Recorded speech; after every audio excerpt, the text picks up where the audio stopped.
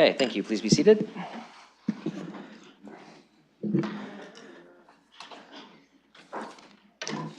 Okay, we'll start today with a land acknowledgement. We acknowledge that we're gathered today on the traditional lands of the Anishinaabe, Haudenosaunee, Lenape-Pewak, and Adawandron.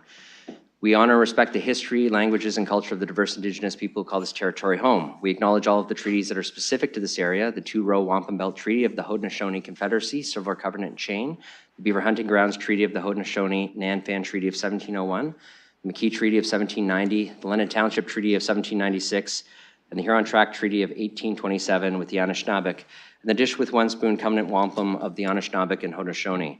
The three Indigenous nations that are neighbors to the City of London are the Chippewas of the Thames First Nation, the Oneida Nation of the Thames, and the Munsee Delaware Nation, who all continue to live as sovereign nations, each with individual languages, cultures, and customs. The City of London is also committed to making every effort to providing alternate formats and communication supports for meetings upon request. To make a request specific to this meeting, please contact council agenda at london.ca or 519-661-2489, extension 2425. Next, it's my pleasure to introduce our performer today. Born and raised in Northern Ontario, Sydney McLeod has been enjoying all that the trombone has to offer for 14 years. She holds a master's in music performance in both the trombone and instrumental conducting from Memorial University and Western University, where she currently teaches pre-service music education majors. Sydney is part of the Window Music series on Dundas Place. Please rise and join me in welcoming Sydney, who will now perform the national anthem for us.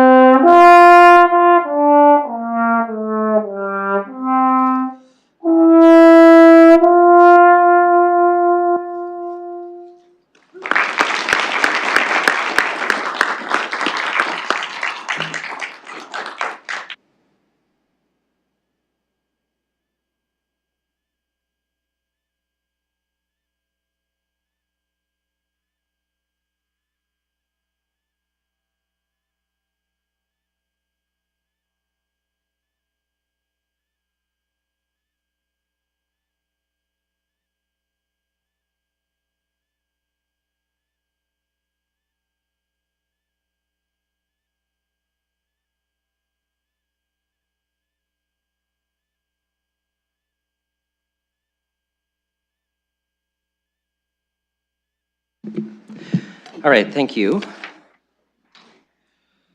Before we get to disclosures of pecuniary interest, I just, since we do have a number of members of the gallery here today, I just wanted to just remind both members of the gallery, our staff and colleagues about some decorum that we have here in the council chambers.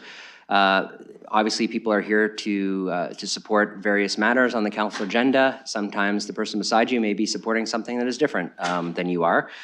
Generally, what we do is refrain from expressions of support or dismay to allow for this to be a place where everybody can express their views openly and as they'd like to. Now, there is no public participation today because this is a council meeting that occurs at our standing committees, so people in the gallery won't be able to participate, but we greatly appreciate you coming and watching the proceedings today.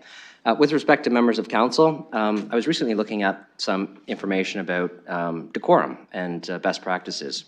It includes things like respectful communication, that we speak thoughtfully, avoid personal remarks. Disagreeing is absolutely part of the process, but should be done with professionalism and respect.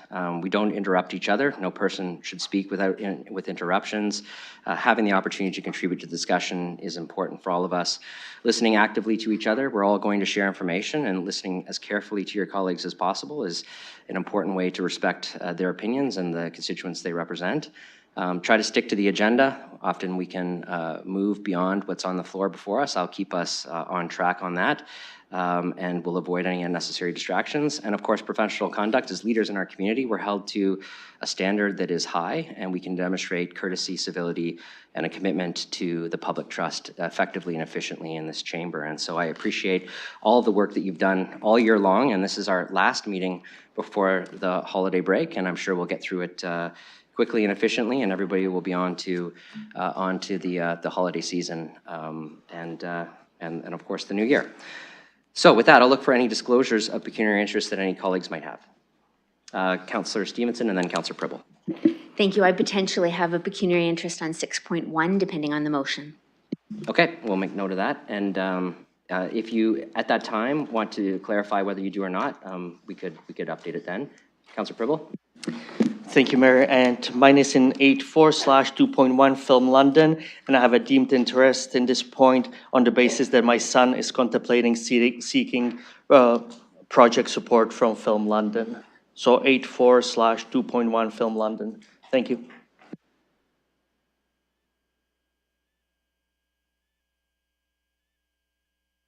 Okay, others? Councillor Plaza. Thank you, Mr. Mayor. Declaring a pecuniary interest on item number 17 off the PAC report being 3.9, as I live within the notification areas of the subject lands within the report. Okay, others who have interests? Okay, seeing none. That moves us on to recognitions. Councillor Pribble has a recognition for us today. Thank you once again. It's my great pleasure to recognize and congratulate and thank you to our para-karate athlete, Hemnat Manoharan. He won 2 gold medals last month in South Africa and the Commonwealth Championships, and we are tremendously proud of him, and he made certainly our city proud, and I saw the videos, and amazing man, and thank you once again, and recognizing him for this success. Thank you. Great. Any other recognitions? Okay, seeing none, review of confidential matters to be considered in public, we have none. That brings us to our closed session, of which there are 3 items. I'll look for a motion to move into closed session, moved by Councillor Hopkins, seconded by Councillor Cuddy. We'll open that voting in the system.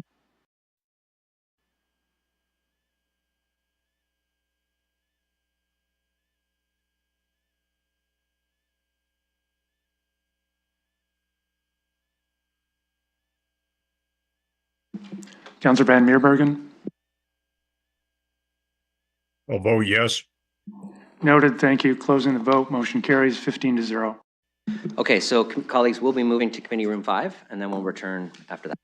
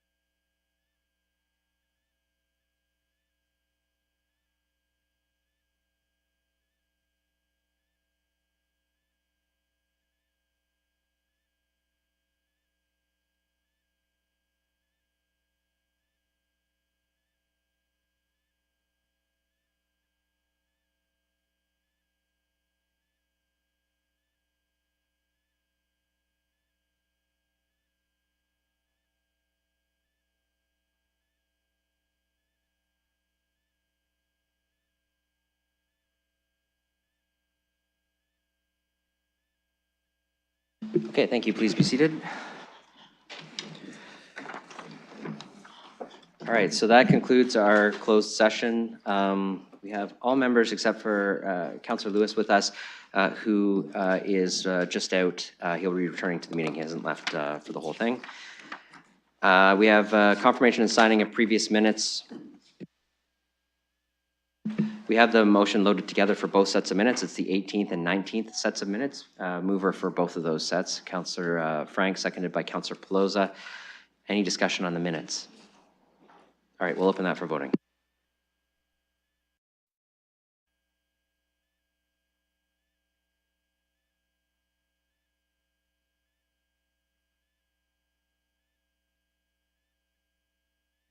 Closing the vote, motion carries 14-0, noting Councillor Lewis is absent. Okay, we're on to communications and petitions. So the way we'll deal with these is we have 6.1, which is a report from the Integrity Commissioner with some recommendations. Then we have all of the other communications and petitions that relate to other pieces of the agenda.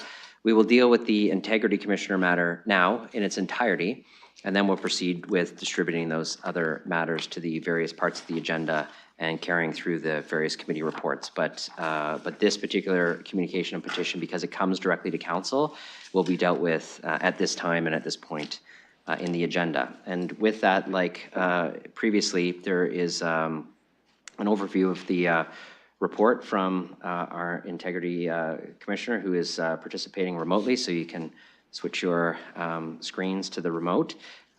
They have 10 minutes, as they did last time, and I will turn it over to you to present the report to Janice Atwood. So go ahead.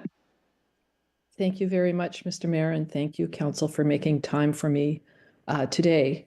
My partner, Jeff Abrams, is not available today. It is just the two of us who are, in fact, your Integrity Commissioner, Principals Integrity. I want to make two sort of points before I talk about the report itself.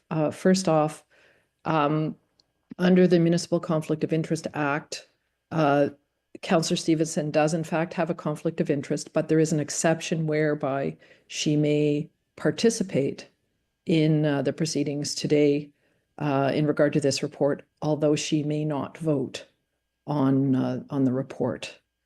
Because there is a sanction in the report, she may not vote on it. And the provision is in Section 5, sub 2.1 of the Municipal Conflict of Interest Act, which says specifically that. So I can read just a little bit of it. The member may take part in the discussion of the matter, including any submissions to council, as the case may be, and may attempt to influence the voting on any question in respect of the matter. However, the member is not permitted to vote on any question in respect of the matter. So that is, I hope, very clear. And of course, a contravention of that could give rise to a complaint under the MCIA, which could ultimately result in a court application. So it's definitely, I just want to make that crystal clear. So the report on your agenda speaks for itself, and I want to speak just briefly about council's role. I will be outlining some of the facts and findings in a summary fashion. And as you know, we are bound by statutory confidentiality, so I will not be addressing questions concerning the evidence considered in the investigation itself. And council should understand that it sits, with respect to this report, in a disciplinary mode. So it is not the role of council to conduct its own investigation. Today is not a hearing, it is not an appeal from our findings. The role of council is to consider whether the recommended sanction should be imposed based on the findings before you in the report. You must consider that while the councillor has provided you with written submissions, you have no other evidence from any other witnesses who were interviewed, nor should you have. You are not in a position to conduct the investigation, nor to assure confidentiality to those who participated. So that said, I will talk a little about the report itself. The investigation resulted from a complaint brought by senior administrative staff against the councillor in regard to a pattern of treatment of civic administration and the targeting of a particular staff. The allegations are that the councillor engaged in a pattern of harassing and bullying behavior towards certain administrative staff members, and that she had made a post on social media which identified a staff member in relation to homelessness in a manner which incited members of the public to target staff in a threatening manner, to target that particular staff. We have found that the councillor's conduct constitutes harassment, bullying, and targeting in breach of the code. The issue of homelessness confronts every urban municipality in Ontario right now. In the course of lengthy debates and deliberations, senior administrative staff have worked with and supported the community, other service providers, and council to bring meaningful solutions. In respect of the targeting of an individual staff member, the councillor lifted and posted a portion of an explanation from a deputy city manager. The councillor editorialized the quote by the addition of provocative emojis and gratuitously included the staff member's name, which was, in our view, completely unnecessary if she'd simply referenced the article from which she lifted that quote. She unfairly implied that the views advanced were the member's own rather than reflecting the widely acknowledged prevailing view across the province. The quote can be understood as a public criticism and disparagement of the statement, identifying the staff member by name. The post appeared to suggest that this individual was responsible for the continuing problems of encampments in the city. Naming the employee left him vulnerable to targeting by members of the public. The employee emailed the councillor requesting that the post be taken down and that his name not be bandied about in future posts. Presented with a respectful request from the employee to take the post down and refrain from identifying him by name in her social media, the councillor refused to acknowledge having done anything wrong and refused to commit to refrain from the behavior in the future. In respect of a pattern of behavior that is inappropriate, unwarranted, unwelcome, unprofessional, and not conducive to respectful council and staff relations, we have watched several public meetings and have interviewed relevant witnesses and have observed a clear pattern in which the councillor takes the opportunity, even where an issue only relates tangentially to homelessness or shelters, to ask questions in a manner which allows her to repeat her concerns around the encampments issue. Although her words and tone may be moderated and sound respectful, the constant revisiting of the issue amounts to a harping on something that has been well canvassed already. The questions she poses are often prefaced with lengthy statements by the councillor reiterating her views. Typically, the questions could have been asked of staff before the meeting, making it apparent that the purpose of doing so in the meeting is to once again make her disapproval of the city's responses to encampments known. We find that the councillor's pattern of conduct and behavior and her post identifying the staff member are inappropriate and constitute harassment. Although reprimanded in December 2023 on the occasion of a previous report, and cautioned regarding toning down her provocative social media posts, that advice has been generally disregarded. Her social media posts continue to be provocative. The councillor has defended her conduct, acknowledging that she knows she is engaging in provocative lines of questioning in an effort to clarify substantial matters within reports that appear in your agendas. And on occasion, the chair has asked her to change her language or retract her statements. She advised us that whenever she has been called out on such matters by the chair, she has immediately complied with the chair's requests, that she's respectful of her council colleagues and of administrative staff, and that to her knowledge, there have not been any more requests from the chair directed towards her than towards other councillors. During our investigation, it was made clear to us that while there have been occasionally instances where chairs or the mayor must interject in reaction to members crossing the line, there is no doubt Councillor Stevenson's statements and questions in regard to the homelessness issue, taken together, are being experienced by administrative staff as harassment. The councillor defends her conduct and behavior as warranted and appropriate as simply fulfilling her role under the Municipal Act. The councillor, when given the opportunity to review our preliminary findings, has doubled down, defending her conduct as necessary to carry out her duties, deflecting, claiming that such pattern of behaviors were condoned under the leadership of the presiding officer, and has shown herself to be unapologetic and defiant. From the perspective of fulfilling her role as a councillor, it is simply unnecessary, not to mention inappropriate and unproductive, for the councillor to maintain such a provocative approach. Staff are not there to debate members of council. The debate is between the elected officials. It is not appropriate to badger staff to make one's point, nor are staff expected or required to endure a barrage of questions on matters which have either already been fully canvassed or are beyond the scope of the subject under discussion. These tactics are aggressive to the point of hostile and move quickly into harassment and bullying territory.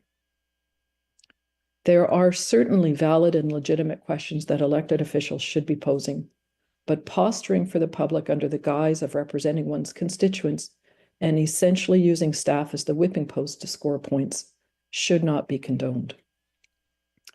It is quite possible to remain procedurally within the rules and yet be engaging in behavior which is, in fact, harassing towards staff.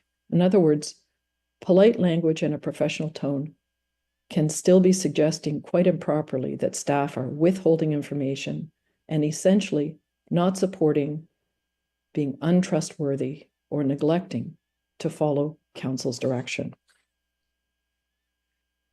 The frequency or infrequency of caution or yellow cards by the chair does not shield or absolve the councillor from a finding of harassment if that is what a review of the evidence discloses. The councillor cannot simply claim to rely on the chair to know if her conduct is outside the acceptable realm of tolerance. She must be held accountable for her own conduct. It does not lie in the councillor's mouth to say she has received no indication that her behavior is problematic or unnecessarily provocative. And it is absurd to claim that such behavior is necessary or that she's entitled to conduct herself in this way in order to serve her constituents or to fulfill her duty as an elected official. In our view, it is necessary to see a significant change in behavior by Councillor Stevenson, and we therefore recommend that the remuneration paid to Councillor Stevenson be suspended for a period of 30 days. Those are my comments, Mr. Mayor, and I hand it back to you. Okay, thank you for the overview of the report and the recommendation before us. I will just make a few comments for my colleagues. As you know from previous reports and as outlined in the Act, the Integrity Commissioner has the legislated authority to conduct the investigation and issue the result. Our responsibility is actually to decide whether or not a sanction be applied. Those sanctions can be recommended by the Integrity Commissioner, and we are not bound by that particular sanction. We can choose a different sanction. We can choose no sanctions, but our role is not to relitigate what is a process that has concluded now. Council's role is to decide on the sanction piece. And so I will be keeping the debate tight to the motions on the floor, which will relate to those pieces, should there be one moved. And I want to let colleagues know, I know a number of colleagues have reached out to the clerk about both the recommended sanction as well as possible other modifications of that. What I've done to try to organize it to accommodate all members of council who may want to consider and debate different pieces of this is I'll look to see if someone is willing to put a motion on the floor that would be the Integrity Commissioner's recommendation. I know there's at least one member of council who would like to start there. If there are other pieces that colleagues would like to be added to that, we could move to have them added in as considerations So they could be amended to be all one piece. So you could have, say, a remuneration sanction, a reprimand, or, I think the only other sanction that we have before us that we could do is a removal from a various council committee. But we could vote on them separately, so colleagues could express their opinion on each of them separately. So also, if the amount of remuneration to be considered is different, if a colleague would like to amend that, they would have the ability to amend that piece to a different time frame. On the remuneration piece, in the Act, it is a period of time. It is not an amount of money. So there's no ability to change it to a certain amount. It's not meant to be a fine. It's meant to be a period of time, and that's pretty clear in the Act under review. So I'm going to try to keep us tight to what is our responsibility here, but I'm just going to try to frame the discussion in a way where colleagues can add in the pieces that they want to consider through amendments, but we will certainly vote on them all separately, and so you'll be able to express your opinion on those components separately. So I guess I'll start with a member who's willing to put the recommendation on the floor, which Councillor Cuddy told me he was willing to do. Thank you, Your Worship. Through you, I'll put the motion on the floor, and I'd like the clerk to read it. Thank you. Yeah, so I can read it, so I'll put it up. That with respect to the Integrity Commissioner's recommendation report regarding Councillor S. Stevenson, the following actions be taken. A, the Integrity Commissioner's recommendation report dated November 29th, 2024 be received. And B, that in consideration of the Integrity Commissioner's findings regarding the breach of the Code of Conduct in the above noted report, the remuneration paid to Councillor S. Stevenson be suspended for a period of 30 days. It being noted that communications as appeared on the added agenda from Councillor Stevenson with respect to this matter were received. So that's the part that we'll start with. And then if colleagues would like to add in other things for consideration, they could amend that. Again, recognizing that we can vote on A, B, C, wherever you want to get to separately. So, and my preference is once it's all added in, that we have a debate on the whole thing, and then we just do the votes after. That way we're not going through and debating each and every component. So if colleagues are okay with that process, I just think it'll be the most efficient. It'll allow everybody to express their opinions, and we can stay focused on the decisions that everybody wants to make. So this time I'd look for anybody who's looking to. Oh, I need a seconder actually for that. So for Councillor Cuddy's motion. Oh, seconded by Councillor Pelosi. Okay.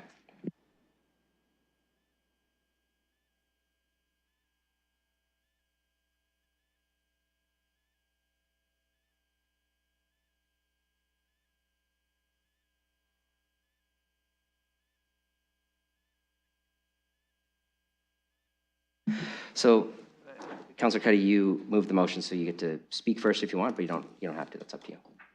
No, thank you. Okay, then Councillor Stevenson, you'd like to speak or move an addition to this? Okay, go ahead. Thank you, colleagues. Based on the report that we have here, we obviously have a serious problem. According to the complaint, the senior management, including the city manager, so the senior management rank of the city, who speak for the employees of the organization, have felt bullied and harassed. And it's important to note the expansiveness of the complaint that I received. It was that civic administration as a whole, and it wasn't until October 31st that I got some clarity on that, but it still sounds like civic administration as a whole. I received the complaint May 31st, and the only thing that was there was the one tweet and the graffiti on the pole, in addition to a bunch of other things that were just my posts and other people's. It wasn't, despite my asking for some evidence, not evidence, but tell me what I did and where and with who, I didn't get that information until November 22nd with the draft of the final recommendation report. And I think that's important to note. Although Councillor, we're not. Could you just link it back to the motion on the floor, which is about the sanctions? So I assume you're against it, but just link your comments back to why you're against the sanction for consideration. We're not here to re-debate the report. The report is the report, it's the finding. We have to discuss the sanction. And so if you could link your comments to the sanction, that would be great. But regardless, I'm against the sanction. And I think it's important to note, I've heard colleagues say that, they've supported the Integrity Commissioner report in the past and that they'll continue to do so. But I think it's really important to understand that the Municipal Act doesn't empower the Integrity Commissioner. The responsibility lies with each of us, if I'm allowed to vote, and I may not be able to. The decision-making is up to the councillor. It is not, this is a recommendation report. This is not a ruling. So this is for your consideration as you deliberate on how you want this council to perform and what standards you want them to be held to. So I don't think you can deflect that responsibility by saying, I'm just going to go along with the Integrity Commissioner. We get reports all the time from planners, from heritage, from legal, and we take that advice under consideration and then we make our own decisions. So in this case, there was one tweet and a poster with graffiti on it, and I've got the public saying to me, like, did you do that? No, I did not do graffiti on a pole, but they don't understand why it would be in a report against me, how that would be tied to me. November 22nd, when I got the examples of when and where this behavior happened, it was 5 SPPC and council meetings from December 23rd to April the 24th. And so, that's concerning because that means that bullying and harassing that was experienced by senior management happened in these chambers with all of us present in recorded format that's available for public viewing on the city website. So as council deliberates this, and I need them to understand that there are problems with the Integrity Commissioner, that last time when we talked about this in December, I pointed out procedural Councillor, fairness. Okay, this is. It's about the sanction. If you have an issue with our Integrity Commissioner through committee, just let me pause your time. Tie it back, because the review of the Integrity Commissioner or the employment of the Integrity Commissioner or the contract, that is separate and goes through a separate committee. It's not the matter that's before us. I understand that you want to bring it up, but just tie it back to what we're here for. All of those things are legitimate things to discuss, but they're just not part of this particular report. Okay, but I'm not getting into the details of it. What I'm saying is you're relying on a recommendation report as you plan to do this sanctioning. And it's important to note that last year, the Integrity Commission, there were issues around procedural fairness, there were issues around protocol. In that presentation, the Integrity Commissioner said that they were working on a timeline with staff to come back and address some of those. Nothing happened. In May, the Deputy Mayor and I brought forward a motion to review the code of conduct to avoid some of the issues that had happened. Nothing has happened with that. And here we are again with an Integrity Commissioner report. I have filed a complaint with the Ontario Ombudsman on the first one. I will be filing before the end of this year a complaint on this one. There are serious problems with the Integrity Commissioner reports, and I think Council gets to take that into advisement as you're looking at this. So you look at the report and you get to decide this is all up to this council. We have a recommendation from the Integrity Commissioner, but it's all up to this council to address this very serious concern we have that our senior management feels this way. Regardless of what I think or what you think, we have an issue that gets to be addressed here as we move forward. In the municipal world and in many other articles, if you research it, penalties are not found to be effective when it comes to harassment. So as satisfying as it might be to apply a penalty, is it really going to help us address the issue that we have in the next 2 years as we move forward on this term? 30 seconds. So the point is that there are other things that can be done. The Integrity Commissioner does not have the option to put forward any other recommendation but a reprimand or a sanction of pay. And so we've had other councils who have fired Integrity Commissioners, who have rejected the findings of Integrity Commissioners as recently as Sudbury in November and Rideau Lakes in October. This is not uncommon. We've had councillors who have told citizens to F off or to have made rude gestures and they've been fined a day or 2 days pay. I'm encouraging my colleagues to come up with something that the Integrity Commissioner wasn't able to put forward that would actually help us as a council and senior management team, move forward in a productive way to address the crises that our city is facing. I'm open. I removed myself from the committee that the deputy city manager felt harassed in, and I'm open to whatever else this council wants to do to help us move forward, but I really want a path such that I can represent my residents and the city's senior management can feel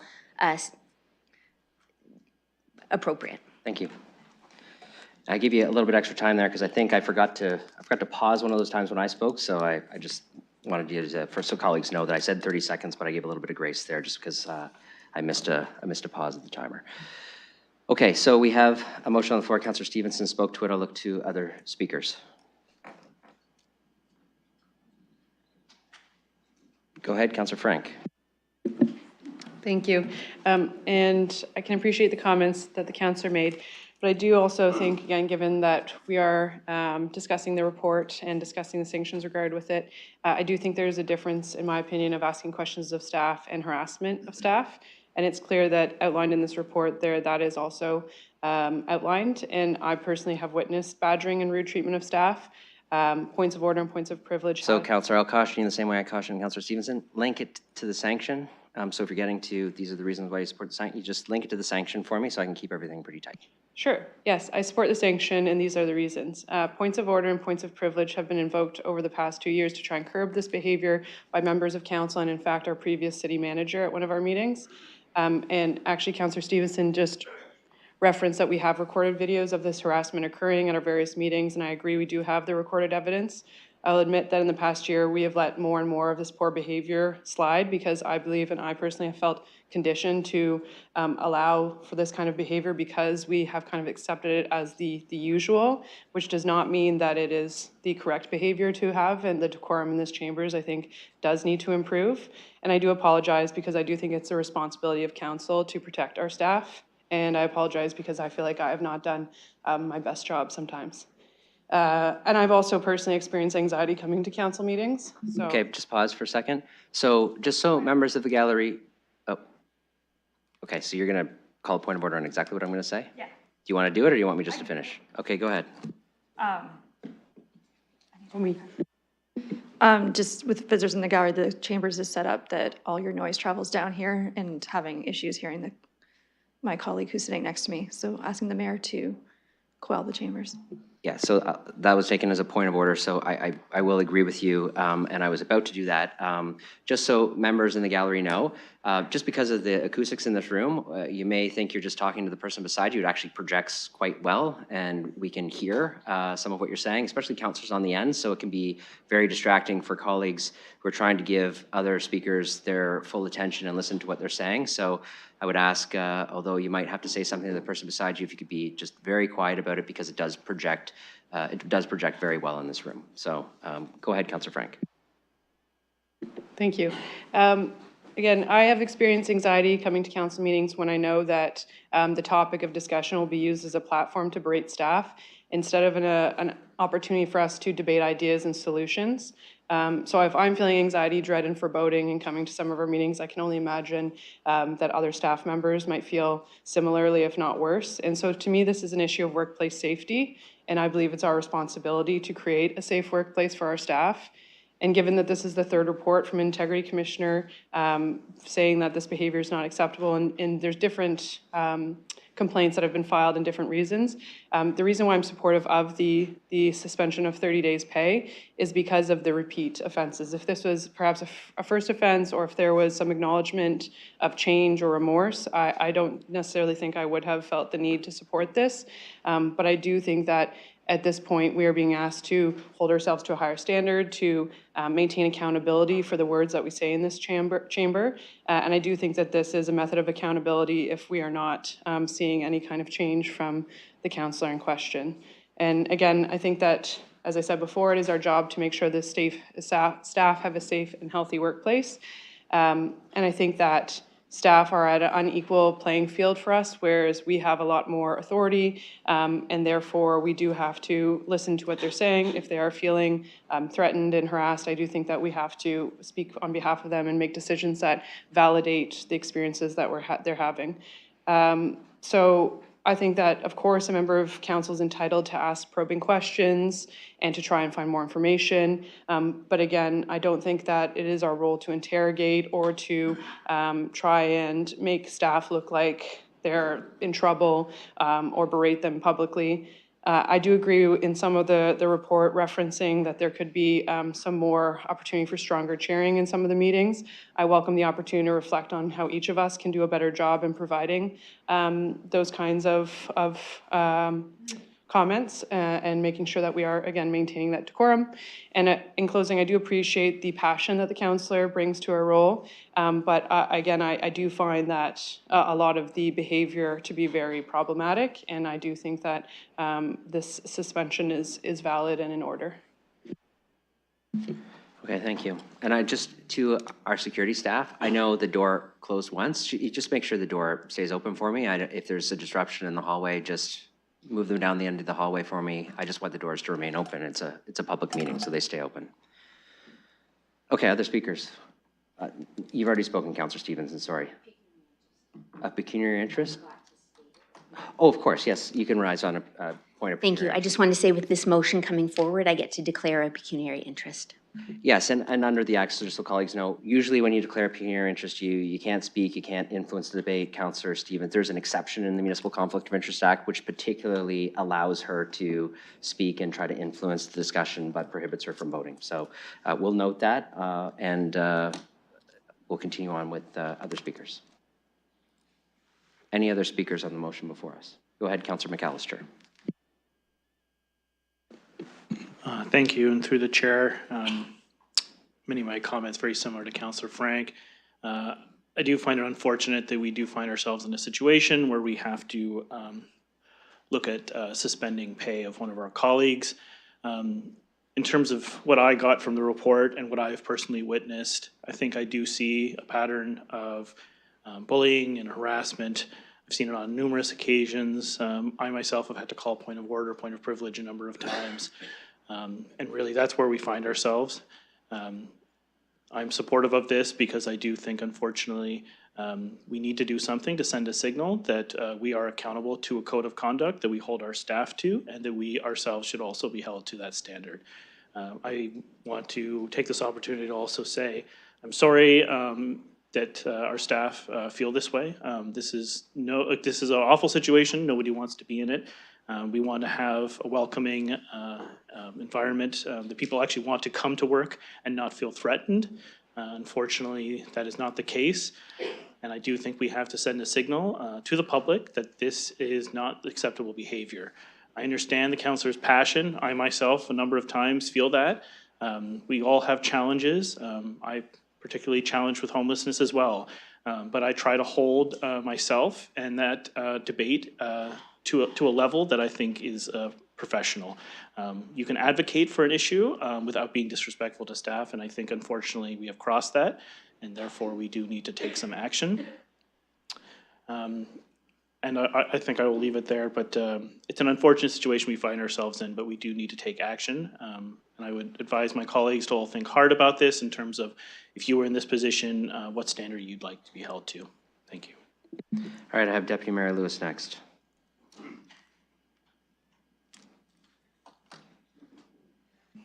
Thank you, Your Worship. So I'm going to speak briefly in terms of the report itself and with the sanctions. So I'm speaking to part A and B. With respect to the report, while I'm willing to receive it, I do find some specious ties in the report to the findings, and that's why it's difficult for me to support the sanction recommended.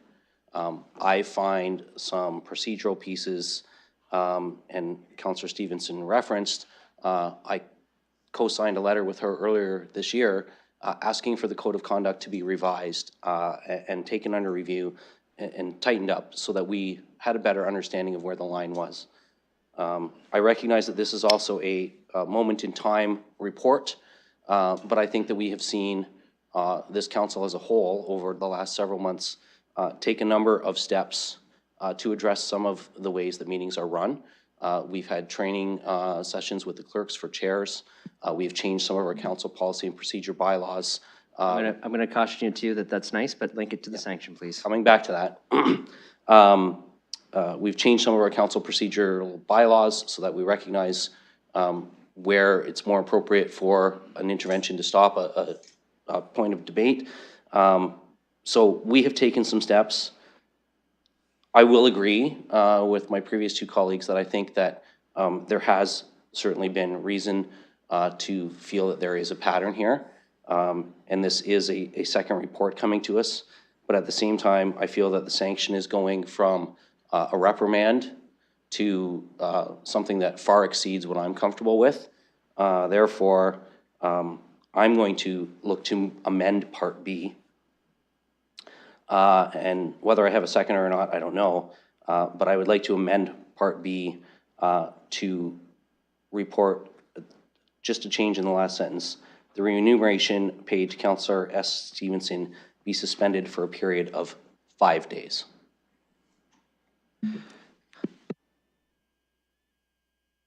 Okay, I need a seconder for that. Okay, Councillor Rahman's willing to second.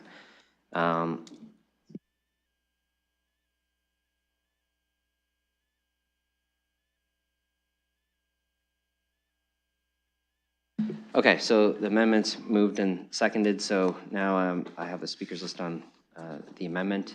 Would you like to start on the amendment? So as Councillor Stevenson herself referenced, other municipalities have levied lesser penalties than 30 days, 3 days, 1 day. I think 5 days here is what I'm suggesting. It's 1 week, 1 working week. And I'm selecting that number because I think that it still sends a strong message, but at the same time, recognizes that 30 days is quite honestly a sanction that I can't support and is unreasonable. I didn't go with any number smaller because I recognize that there has been both a prior Integrity Commissioner reprimand report that was received and endorsed by Council, and a separate conduct complaint through the Police Services Board that was upheld in findings as well. So there has been prior opportunities to course correct. So I think that a suspension of pay penalty is warranted here, but I certainly cannot support 30 days. And I think that the 5-day option is something that is more reasonable as a next step. I'm a firm believer that, you know, discipline should be a corrective action process with increasing disciplinary steps as if behavior is not corrected. I think we've gone from a couple of reprimands now to a suspension of pay.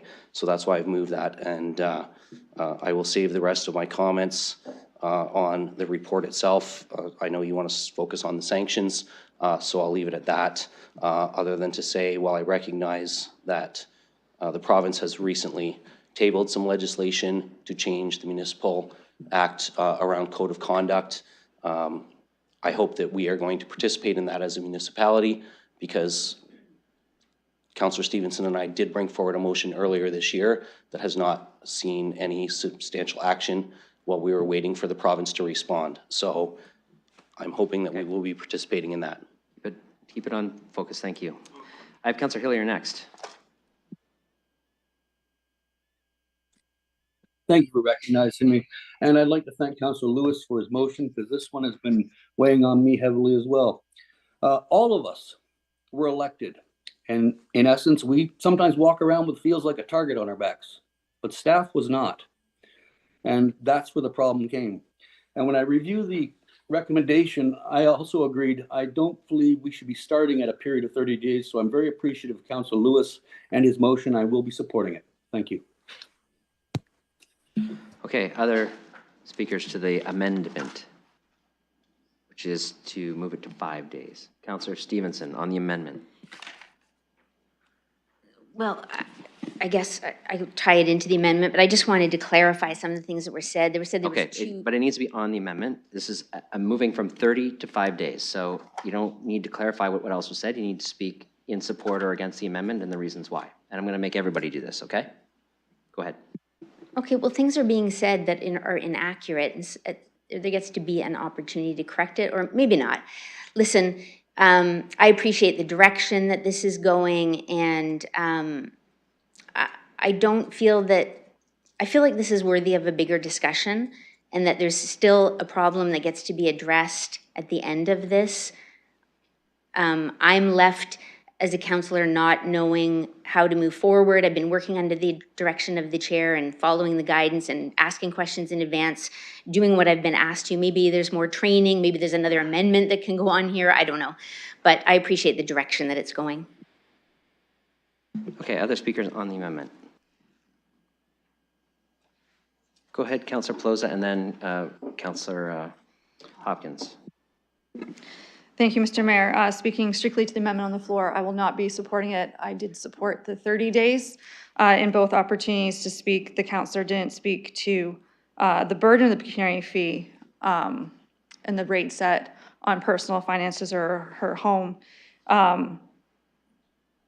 They did speak to penalties not being effective, so I'm not so sure it really makes a difference of if it is the 5 or 30 from their comments that were made. So having heard this, and I'm waiting to speak on the main motion, however it comes out, just not able to support this. We're halfway through a council term, and I think we could do better with behavior, and happy to support the 30 if this fails. Councillor Hopkins. Yeah, thank you, Your Worship. I will reserve my comments to the main motion, but on the amendment, I will not be supporting the 5 days. I don't think anything changes with the 5 days. I heard from the councillor, and I didn't sense that much will change when we move forward. And this is about how we make our workplace a safer place to come to work. And Okay, just 1 second. A point of privilege. Go ahead, Councillor Stevenson. I am, because I'm hearing that I'm not appreciating what has happened here. And I've said right from the beginning, we have a very serious problem here. It matters how senior management feel.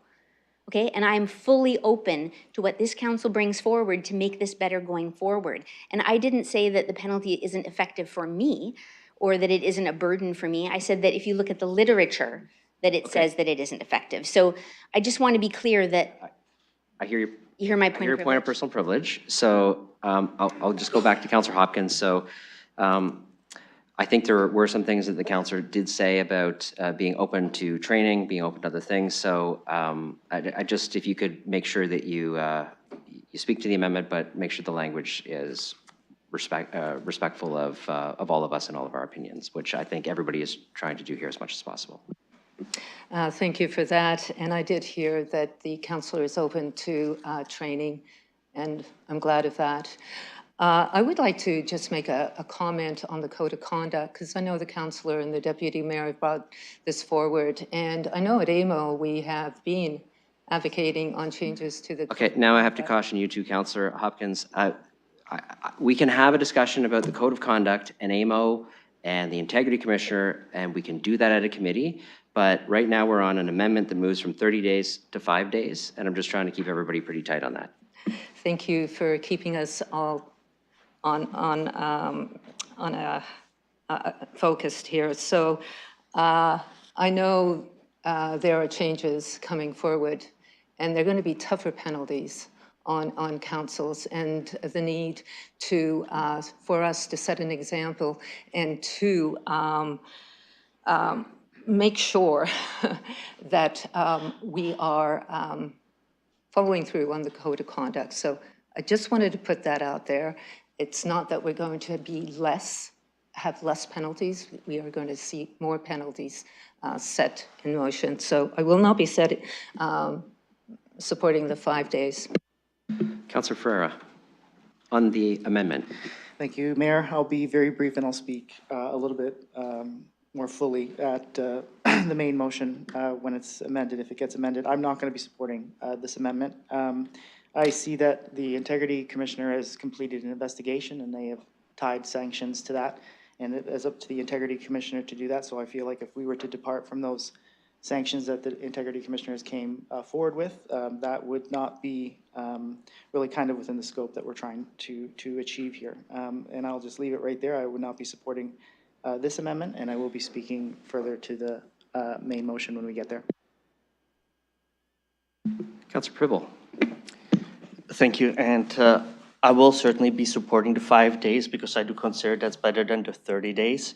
Having said that, just to speaking, and I'll be speaking to the main motion as well, but just to this motion, I think that both sanctions, doesn't matter if it's 5 or 30 days.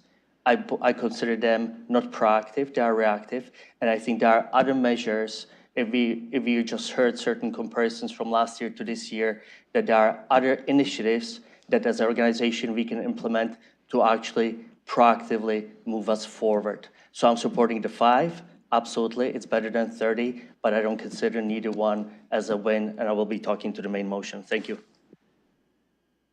Okay, any other speakers on the amendment? Okay, I don't see any speakers on the amendment, so this is the amendment to change from 30 days to 5 days, moved by Deputy Mayor Lewis, seconded by Councillor Rahman. We'll open that for voting.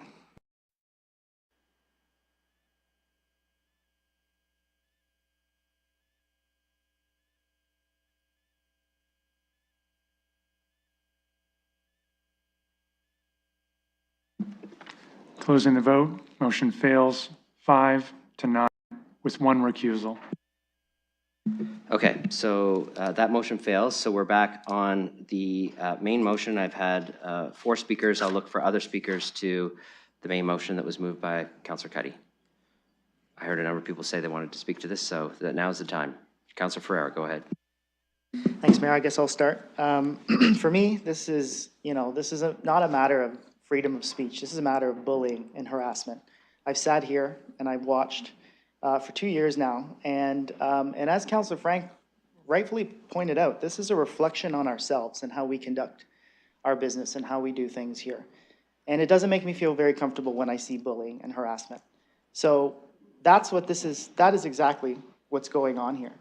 I don't condone any type of bullying and harassment. I have been bullied myself. I've been harassed myself in my entire life. I've seen it happen to others.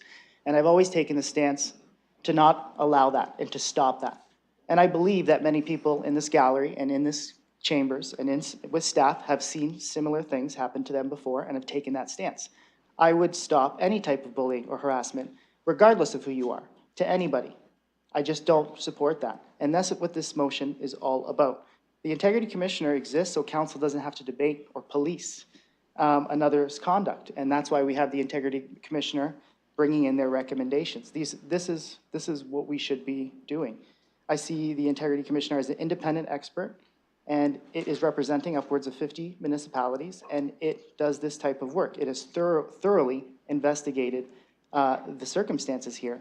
And, this is the 2nd December before break that we have been discussing matters like this with the councillor.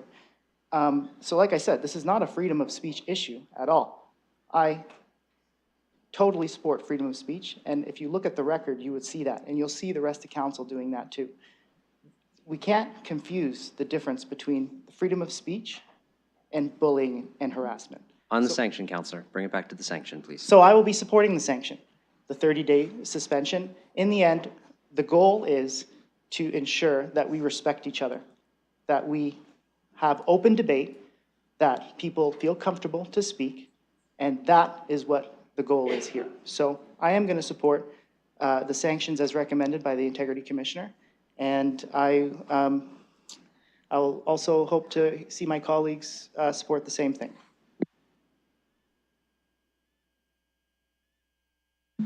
Okay, yes, no, this is not a public meeting. I really want you to stay, and you have to follow the decorum in the room if you want to stay and observe. You don't get to speak.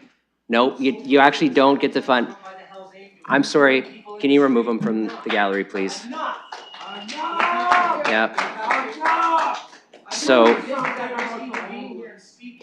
I've watched people in their home. I did public housing for 10 years. So, listen, so members of the gallery who would like to stay and watch the proceedings. Point of order, Chair. Yes.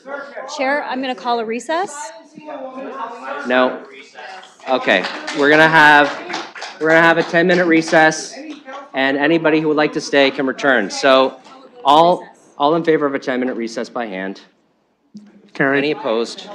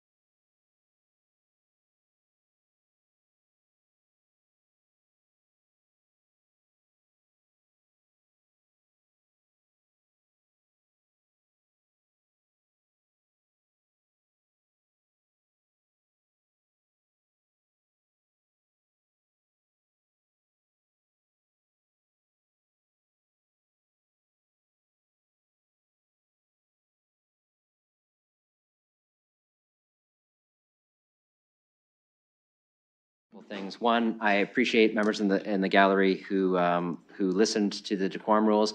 I want you to know that with the exception of the one individual who would refuse to observe the rules of decorum in the gallery and is not welcome back, everyone else has been instructed by corporate security that if they're willing to agree to the rules of sitting and observing in the gallery, that they are welcome to come back and stay and observe the proceedings of the meeting. But one individual has refused to do that and will not be returning to the meeting. Others are welcome back if they agree to decorum rules.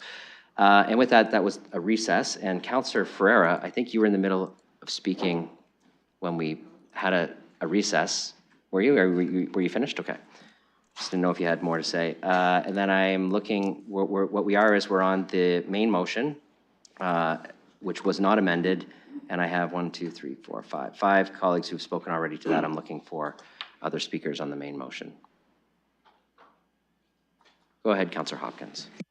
Yeah, thank you, Your Worship, and I will be supporting the sanctions for that are listed out in B. I want to just make a couple comments about the reasons why I'm supporting the sanctions. And this has been a concern of mine since day one when this council started, the feeling of not being safe.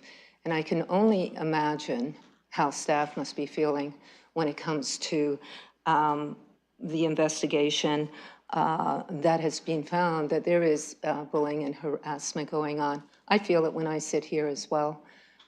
There's that feeling that sometimes I'm not able to even say what I want to say, or feeling that I'm a hostage to having to sit through comments. There are opportunities for each and every one of us to follow up with staff if we have questions. Before committee, before council, there are many, many opportunities. Staff are always available to meet with us and to answer our questions. I have found that our meetings have tended to go on in a lengthy manner. Councillor Hopkins, on the main motion and the sanction, please. They are valid and they are in order. That's why I'll be supporting the sanction. Other speakers who haven't spoken yet? Councillor Rahman, go ahead.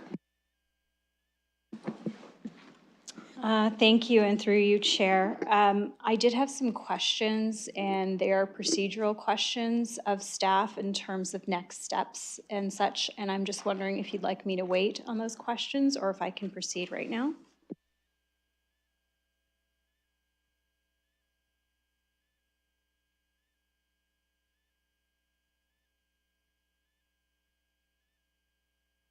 So, Councillor, you need the answers to the procedural questions for your decision on the sanction? If so, I think doing those now is appropriate. Okay, so go ahead. Thank you, and through you. So before I make my comments, I'll just ask a few questions. My first question pertains to what I perceive as risk associated with even the conversation that we're having today as it relates to the corporation. We're talking about the respectful workplace policy, how we engage with said policy, which we last updated on the end of March 2024, I believe. In that update, we included some language around social media and specifically around emoticons and things of that nature. That was included in the respectful workplace policy and some other changes. I'm just wondering, following that policy as it's constructed and laid out, what happens next should council make a decision today to sanction? I look in between the city solicitor and the city manager on who'd like to take that. Okay, go ahead. Thank you, and through you, Your Worship. Today's decision is separate from any decisions that we take with respectful workplace. We will obviously support any staff that needs it. We do have measures in place that we take to protect employees from any reprisals or harassment. We take it from here. The city manager has delegated authority to deal with staffing issues. Go ahead, Councillor Rahman. Thank you, and through you. And actually, that's part of my concern when I read the workplace policy. I'm not sure how, in terms of elected officials, that further step goes on in addressing the overall concern. So outside of a sanction, how does the matter come to a resolution? To the city manager. Thank you, Your Worship. Through you, further to the comments from the city solicitor, these matters that relate to the administrative activities are our responsibility. Council has a decision to make as it relates to the recommendation from your integrity commissioner. We are taking our steps and our actions outside of that process as long as it relates to our administrative processes. Rest assured and be confident that we will be ensuring that there is safety for all staff in every environment that they work in. And so I want to assure you of that, and the measures that we take assure our staff of that. And to be quite frank, they assure safety for you as council members as well. That's the reason we do things like clearing council chambers when there's risks or concerns. I want you to be clear about that. That's our role as well, to support you in that safety. Go ahead, Councillor Rahman. And through you, and thank you for that answer to City Manager. So we have the respectful workplace policy. We have what's in front of us today, which is tied to sanctions as the only available remedy that is in front of us. And the only other remedy would be a reprimand. Is that correct?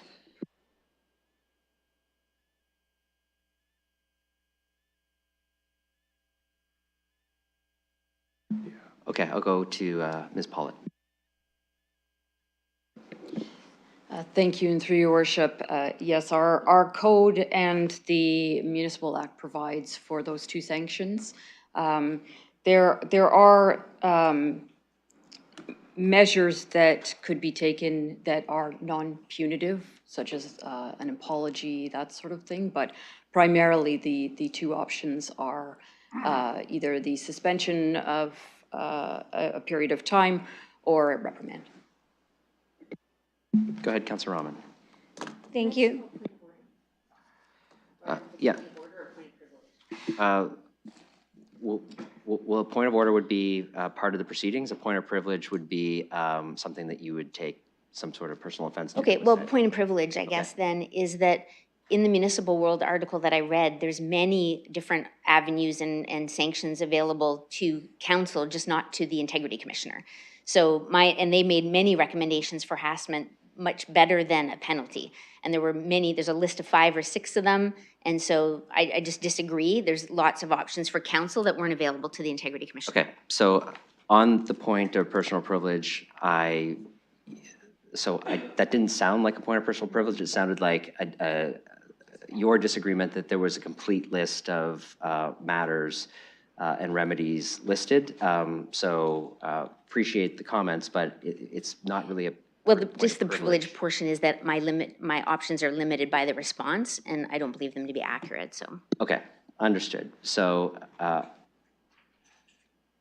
go, just for clarification, because I don't want to misinterpret. My understanding, I think that the answer to Councillor Rahman's request was I think there's a difference between what are the things that an individual could do and what are the things in the act that an integrity commissioner can recommend and then council can make a decision on. So maybe you could clarify, Councillor Rahman, the parameters of your question, and then I'll get a clear answer on that. Thank you, and through you. So I was looking for clarification on reprimand and sanction as it's outlined in our code of conduct, excuse me, as a remedy in terms of what's possible for the integrity commissioner in terms of recommendations. Okay, so this is scoped within, just so everybody's clear, within our code of conduct and what the integrity commissioner could recommend based on the legislation, not every remedy that an individual could take. Go ahead. Thank you, and through you, I'm aware, I think the integrity commissioner may have a comment, but if you look at our code of conduct under 12.4, the integrity commissioner can recommend a written or verbal public apology, return of property or reimbursement of its value or of money spent, removal from membership of a committee, and removal of as a chair of a committee. Section 12.5 of our Code of Conduct also provides that upon receipt of a recommendation from the Integrity Commissioner, council may impose either a reprimand or, in circumstances where the Integrity Commissioner has determined there has been a violation of the Code of Conduct, council may impose a reprimand or a suspension of the remuneration paid to the member for a period of up to 90 days. Okay, go ahead, Councillor Rahman. Oh. Thank you, and through you, and thank you for that answer. So again, with the limited information and, not information, sorry, the limited ability to move this discussion to something that I'm more comfortable with, at this point, I will not support the 30 days. I would be comfortable with a lesser amount, day penalty, which is why I supported the amendment. I would also be comfortable with an action that's perhaps related to removal from a committee or a portion of a committee in order to address some of the other criteria related to discipline. Again, we're here for the purpose of discipline at this point for this conversation. It's not to go through the report and what's contained in it. But I will say that I personally believe in progressive discipline. I do think that this 30 days is a bit too heavy-handed at this time, and so I'll look to my colleagues to see if there's any further amendments. Okay, that was Councillor Rahman on the main motion. Other speakers to the main motion that's been moved?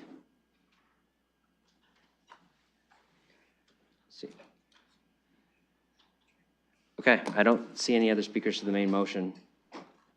Giving you a chance. No, you're gonna, main motion, yes. Councillor Pelosa, go ahead. Thank you. Realizing I spoke on the amendment, but not the main motion. I will be in support of this. I would say the report does outline behavior of concern that's gone on for some time, as we've already seen in the reports. We're halfway through our term of council. I know some people said you're new. We're not new anymore. We're halfway done. Also had followed why I'll be supporting Part B. We've seen those behaviors as an appointed or as an elected official. Also saw the report that the behavior follows with levels of concern into an agency board and commission of which we've been appointed to as an elected official with the police board, and that came back as a positive finding as well. So that's why I'm supporting this, is I know it could have been up to 90 days. Just supporting the 30 as it is ongoing. We've had training and other reports. There's been an opportunity to do better. And as a chair of committee, I've not seen that to a level which I would be satisfied. So I'm supporting this today. Okay, any other speakers to the main motion? Councillor Pribble? No? Okay, well, you're bouncing around like you want to speak, so I'm going to I was looking around. I was looking around. To speak, so.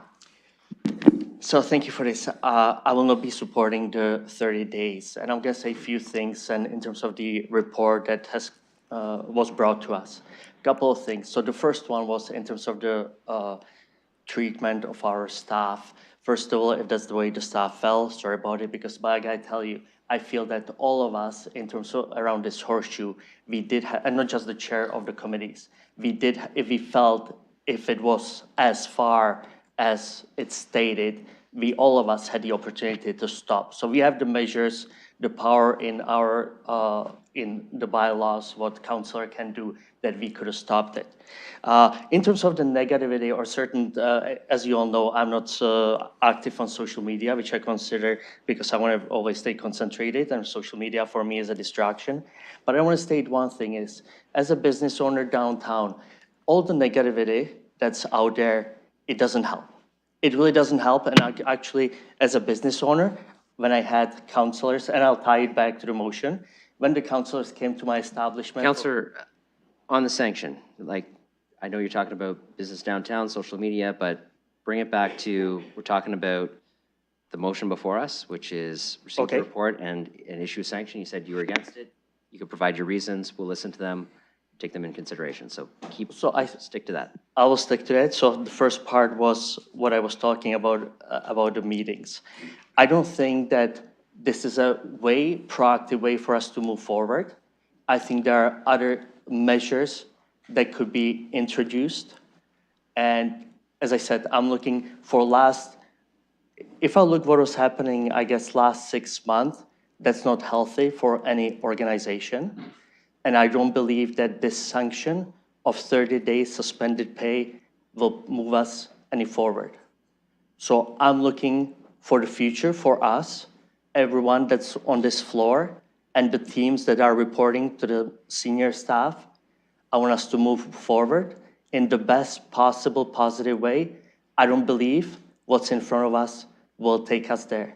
Please consider other options, and let's move forward in the best possible way. We all were elected, we all reported to the 500,000 of Londoners. Let's make what's the best for the 500,000 of Londoners. Thank you. Okay, any other speakers on what's before us, which has been moved and seconded, lots of discussion. Okay, so this is 2 parts. Anybody want to divide it into A and B? Yes? Okay, so we're going to do them separate.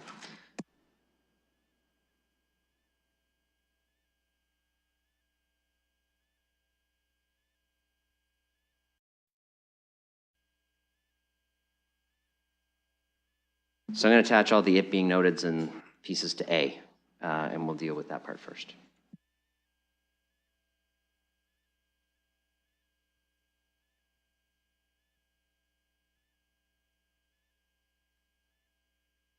All right, so the first vote will be on the it being noteds and A, which is receive the report and noting the pieces of correspondence that Councillor Stevenson submitted.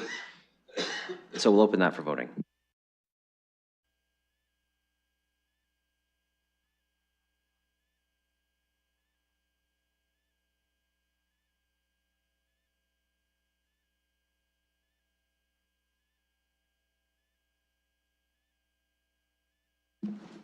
Closing the vote, motion carries 14-0 with 1 recusal. Okay, and the next will be B, which is based on the findings, the recommendation that the Integrity Commissioner made for suspension of pay for a period of 30 days. We'll open that for voting.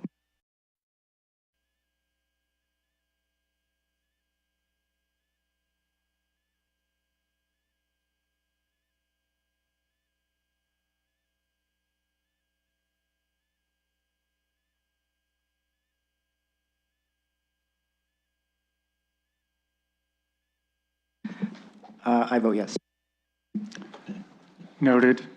Closing the vote, motion carries 8-6 with 1 recusal.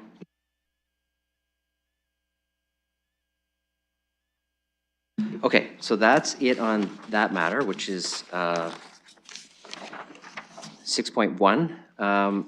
Now what we have is matters 6.2 through 6.8, which are all pieces of correspondence that relate to different parts of the committee reports on the agenda. I'm going to look for a mover for putting those basically distributing those to the various parts of the committee reports on the agenda. Moved by Councillor Pelosi, seconded by Councillor Frank. Any discussion on that? Okay, seeing none, we'll open that for voting.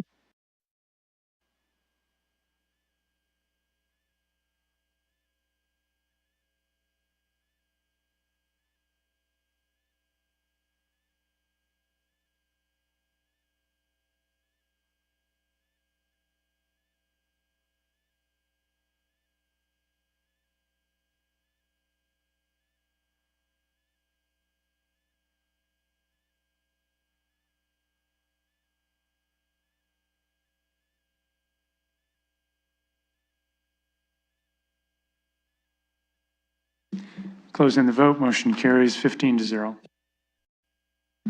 right, we have no motions to which notice was given, so we're on to the report stage. The first report, 8.1, is the first report of the new composition of the Planning and Environment Committee. I'll turn it over to Chair Lehman to present that report, noting that Councillor declared a conflict on 17, and I think that I know of 22 that Councillor circulated a motion on, or a correspondence on. I'm not sure if there's anything else that colleagues are looking for separate, but I'll let you present the report and then I'll make a call.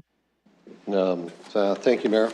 And I will, happy to present the first report, Planning Environment Committee, and there is number 18 I had a request to pull as well, but that's it from what I've been made aware of. Councillor Trosa, you said you wanted 14 maybe separate? I think you informed the... 14, 17, 22. 14, 17, 22, okay. 14 and 22.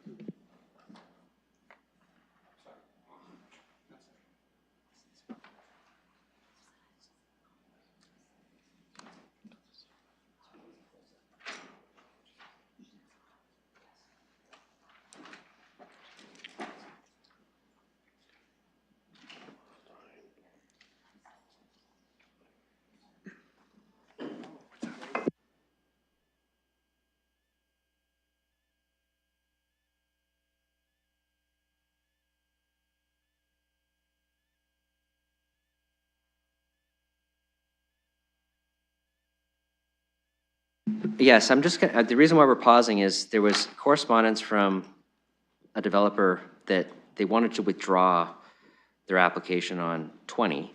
And Councillor Lehman, I don't know how. Yeah, so I want advice from the chair. Do we pull that, or how do you want to handle that? Well, maybe I'll go to Mr. Mathers about, or the clerk, on how we handle someone who's willing to withdraw an application and how do we dispense with the matter before us. Through your worship, so we have received correspondence from the applicant that they'd like to withdraw their application. We are supportive of that as well. So the process would be to just to remove that from the agenda. We're not asking for a referral. There's just a complete withdrawal of the application at this time.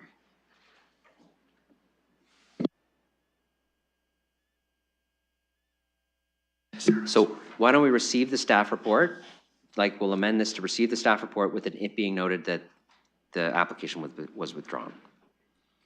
Okay, so I think what we'll do is we'll pull that separately, and then maybe, Chair, at the time, you can make that motion when we get, because we have to take the committee report, put it on the floor, and then you can amend it to receive the staff report and it being noted about the withdrawal of the application, okay?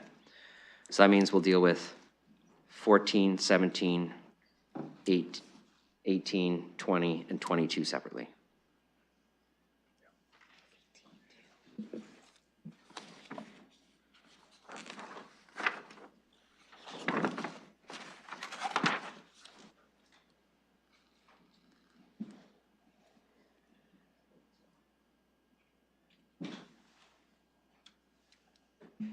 Okay, Chair, I'm going to let you make a motion. I'll just note that what we've crafted here is a motion that has everything except 14, 17, 18, 20, and 22 in it. Okay, then I'll put, as you said, on the floor. Yeah. All right, discussion on that. Go ahead, Councillor McAllister. Oh, sorry, these aren't the ones that were pulled. This was the other ones, right? This is everything that's left. Okay, never mind. No, okay. Councillor Hopkins. Yeah, thank you, Your Worship. I just want to make a quick comment on number 4, which is 2.3. The Upper Thames River Conservation Authority Service Level Review. And I just want to thank Upper Thames for providing a status update on their service review, as well as the floodplain modeling, and looking forward to information sessions going forward. So thank you. Okay, I have no other speakers on all of those items, so I'm going to open that for voting.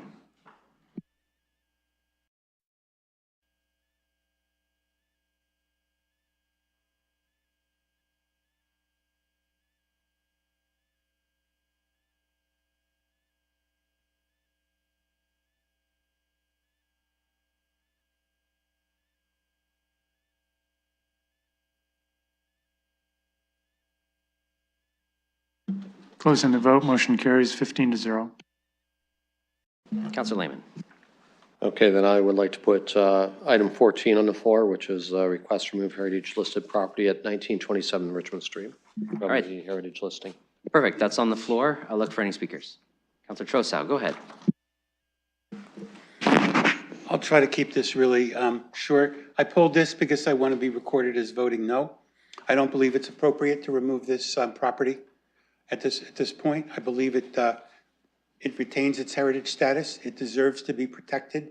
And for that reason, I'll be voting no on the motion. Thank you. Any other speakers? Okay. Seeing none, we're going to open that for vote.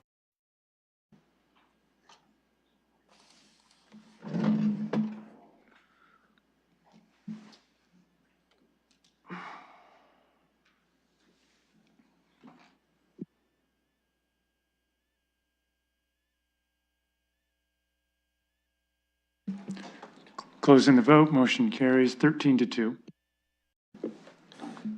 Councilor Lehman. I would like to put number 17, which is regarding 1922 Highland Heights and 205 Commissioners Road East on the floor. Okay, that's on the floor. Any comments? See, yes? Sorry? Oh, Councilor Hillier and Councilor Hopkins. I'll go to Councilor Hillier first. Thank you for recognizing me. We've received a lot of communication on this file, as many of you know. And just so the residents know, I'd like to apologize for not getting back to them regarding the fire route. We just got the email this morning at 11:39 a.m. Now, with regards to the driveway width at the entrance is 5.4 meters and expanding to 6.7 and turn along the side with a fire route turnaround proposed to the east of the proposed building, which should take care of that issue. Now, with the other regarding issues of the outdoor storage, if you refer to the bylaw for said property, the outdoor storage shall not be permitted in the required area north and the interior side yard abutting the residential areas. So I'm hoping when we get to site plan with the H101, we can address the rest of the residents' concern, but I would like to apologize for not getting back to them, but we did just get communication this morning. Thank you. Councilor Hopkins. Yeah, I appreciate the comments from the councillor too. I know the fire entrance or the main entrance was a consideration and a concern in the community. I just want to go on record that as much as I appreciate the committee for putting on that holding provision for the public through the site plan process, I'm still not confident that this location is the best location, so we'll not be supporting it. Okay, go ahead, Councilor Trossau. Very briefly, for the same reason, I will not be supporting this. I think this goes beyond what we can do with a holding provision, and I think it goes beyond what we can do with site plan. I would prefer to just send this back for discussion, but I don't think that's something that we're in a position to do, given the legislation, so I am going to be voting no. I hope when this comes back, the applicant is more cognizant of the placement of some of these facilities. Thank you. All right, that's all the speakers I have. Oh, Councilor Preble, go ahead. Thank you, Mayor. And even with the addition or amendment that was passed at the PAC regarding the H101, I will still not be supporting it. Thank you. Any other speakers? Go ahead, Deputy Mayor Lewis. Thank you, Your Worship, and through you, I did move an H101 holding provision at committee, which of course actually opens up the site plan, which is normally a discussion only between the applicant and our staff in finalizing the plans, but in fact will be a public site plan process allowing for some additional public input, addressing of some of the concerns through some site plan feature designs. I just want to emphasize to colleagues, though, staff recommended support for this. And while I understand colleagues may feel that because the community doesn't support it, or some members of the community don't support it, that they shouldn't either. But what I have not heard from colleagues is a Planning Act reason to refuse this. And I think that it's incumbent on us to keep in mind that when we're refusing a staff recommended support, there should be a Planning Act reason for it. And I have not heard anyone raise an issue that would justify refusal under the Planning Act, which will leave us, quite frankly, very much open to an appeal at the OLT. Okay, any other speakers? All right, the committee recommendation is on the floor. We'll open that for voting.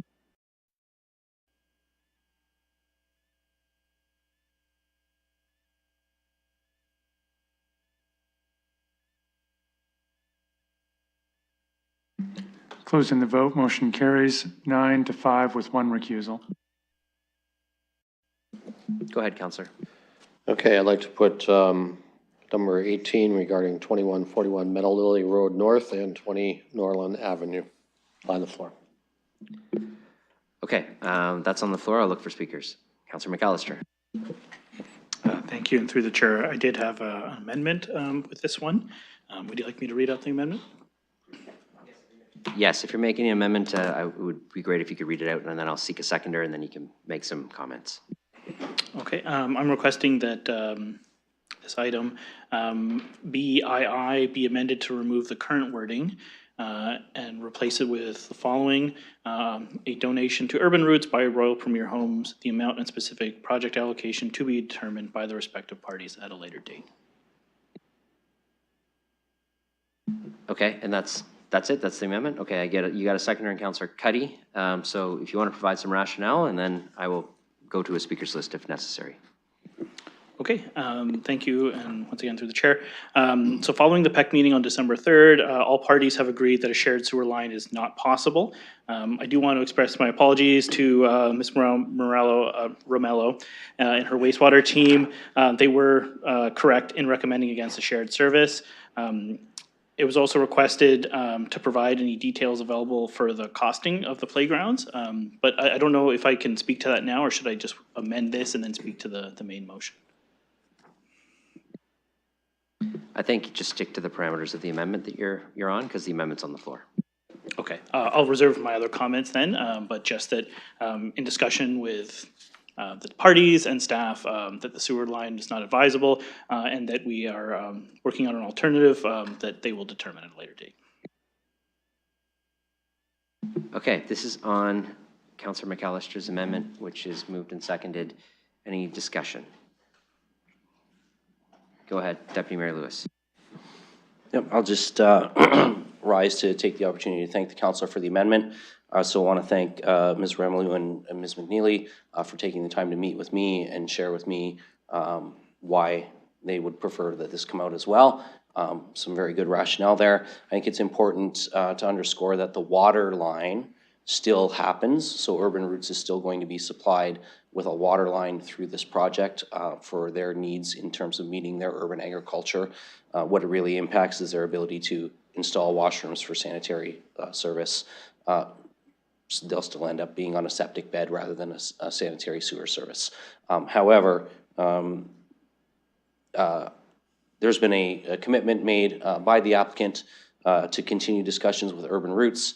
As we know, they're a not-for-profit. They've been doing some great work in the city. They're also in a location where they're fairly remote from a number of services and have a fairly long wish list of things that would improve their operation and support the work that they're doing there to provide some additional food security in the community. I firmly believe that from the list that they've shared, because they've shared a communication with me, or I've been copied at least on a communication, I think that there is certainly ground to be met here, and I have no reason to believe that through negotiations they won't reach a suitable community benefit to support one of our local not-for-profits. So supportive of this amendment. Thank the councillor for the work he did to get this lined up. Okay, any other speakers? Go ahead, Councillor Pelosi. Thank you. Just speaking to this, in my opinion, I appreciate that they're trying to give something at some point to Urban Roots, but it seems to have very vague parameters of little or no monetary value yet to be determined at a future date with no parameters set in. And they certainly could have made a donation to this wonderful not-for-profit without us setting up this parameter. So I'm going to vote on a no. Well, I guess I have to do a yes for this, and then I'll speak to the main motion of why I have other concerns with the application. But I'll clean this up, and then it'll be, because it has to be, but it has little to value. Okay, so on the amendment, Councillor Ferreira, just the amendment. Thank you, Mayor. Just the amendment. So I do appreciate the work the councillor has brought through with this. This is for the communal pumping station and the concerns, I assume, with staff on that. Like with the main motion, I guess I'll have to speak to that too. I kind of missed that we're on the amendment right now, so I apologize. But I do like how this is cleaning that up, just with regards with the risk that the city could be undertaking with the original portion on this aspect, but I guess I'll leave the comments there and I'll stand up again for the main one. Okay, on the amendment, I have no other speakers. We'll open the amendment for voting.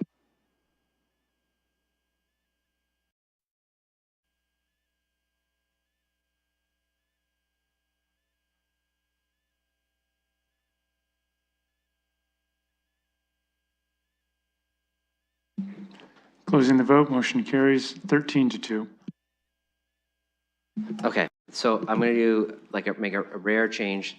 Councillor McAllister, I really should have encouraged you to speak your other piece before you made the amendment, but you had one other part that you did not get to say. So I'm gonna let you say that, but I'm going back to your time, and this is not technically procedurally perfect, but I should have said that before I said make the amendment now. So so finish up your comments on the main, but you've already started speaking on the main motion, just so you know. Okay, thank you. I'm going to try to be as quick as possible, because I did speak to this a lot of committee. I'm not sure if everyone had a chance to hear that. I do want to note there has been back and forth, obviously, with the two schools that were in this.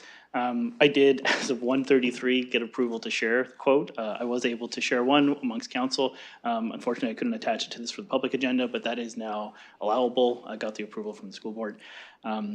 Sorry for the back and forth on that. It's been kind of difficult to deal with the school board. I'm not sure if anyone else has, but it can be challenging at times. I would like to say thank you again to the developer for working with schools, with Urban Roots. I know to Councillor Pelosa's point, she'd like more clarity, but to be honest, we're in a situation where we don't have a cash in lieu policy. It's actually something that I had previously directed to council in terms of bringing back a policy when affordable housing is no longer possible, that we work to have some benchmarking in terms of what can be provided as community benefits.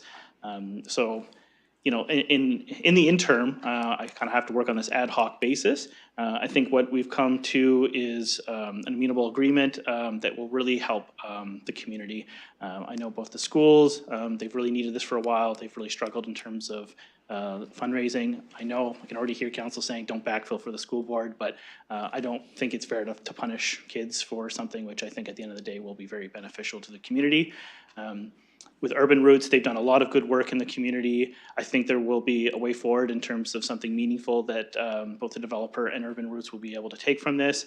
Those discussions are still ongoing, but again, it's not something, you know, it's always perfect. I'm still hopeful in terms of what will be there. There is the water line, as the deputy mayor said. But as I said, imperfect system we're operating in right now with a lot of the bonusing being removed. We all want affordable housing built, but unfortunately it's not going to work in every circumstance. So I think what we've come to is something I'd like colleagues to support. I know the community is very much looking forward to this, so I look for your support on this. Thank you. Okay, so this is on the, so I need to move the same mover and seconder for the as amended motion, potentially. You're willing to move? I need a seconder for as amended. Councillor McAllister, yes? Okay, so we're going to count that, Councillor McAllister, as you speaking to the as amended motion, so it is procedurally correct. Others on the as amended motion? Go ahead, Deputy Mayor Lewis. Thank you, Your Worship. I could just say yes and be really brief, but I'm going to say a few more words. We're dealing with a plan here that's been in flux for a while. We're dealing with a developer who's already got contractors sort of lined up to get the work started in the new year, get shovels in the ground and get these units completed. There's multiple community benefits being provided here that, well, I'm one of the first to say I don't want to backfill for the school board. I also have seen these sort of community benefits happen in my own ward. I don't want to hold that back from community benefits in Councillor McAllister's ward. And I know that these are certainly schools that would benefit greatly. Unfortunately, it doesn't matter how much cookie dough and frozen pizzas you sell, raising $85,000, $90,000 for a playground is an expensive and daunting process for moms and dads who are just trying to make ends meet at home.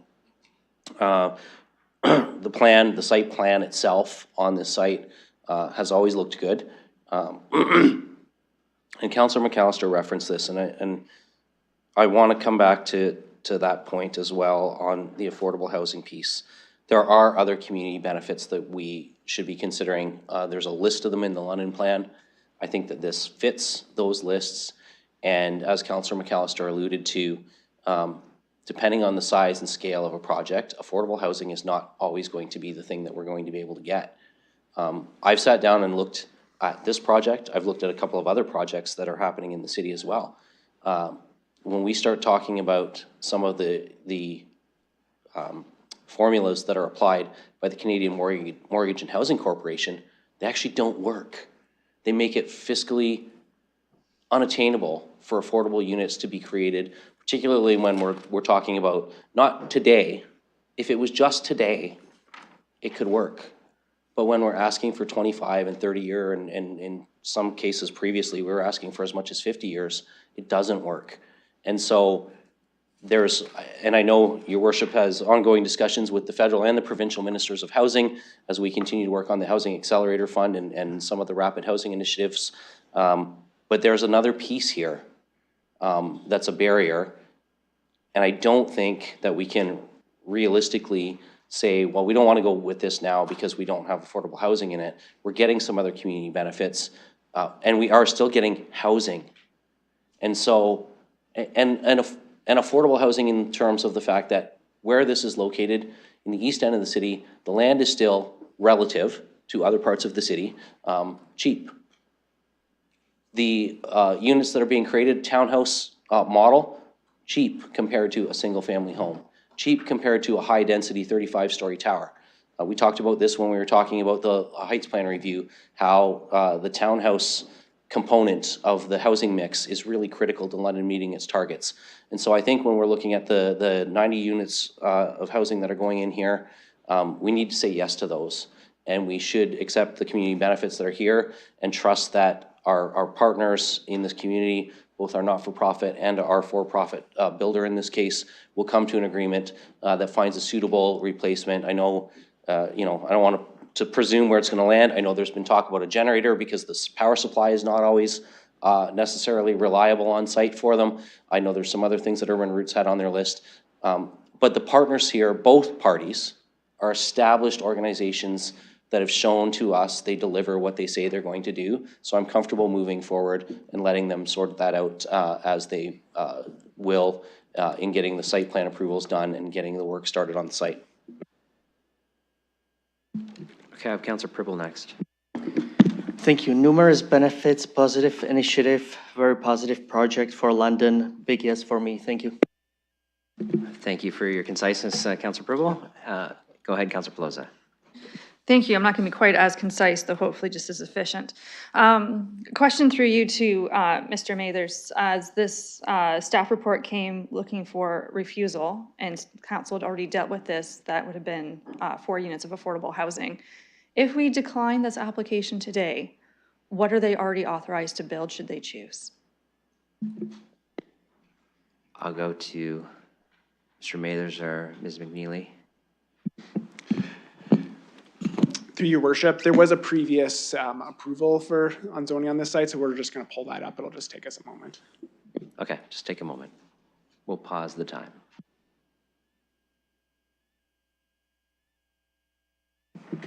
Go ahead. Through your worship, it would be 80 units.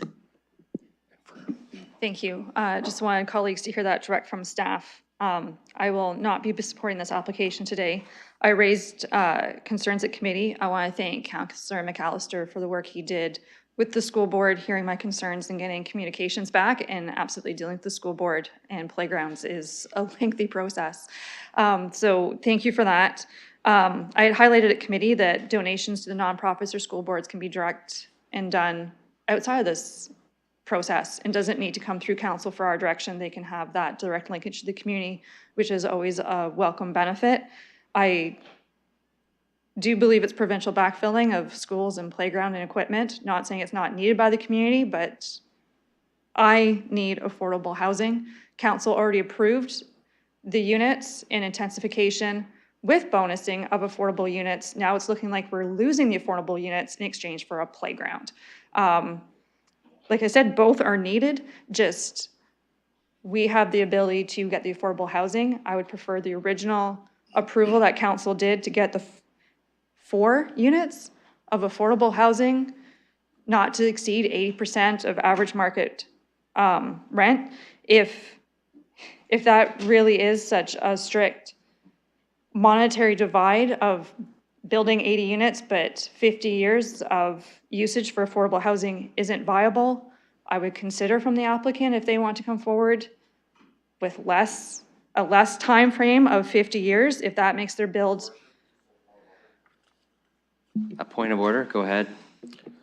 Yes, just a point of order. Councillor Pelosi is referring to 80 units as with affordable housing, but I'm thinking staff needs to clarify the 80 units would not include the previous 4.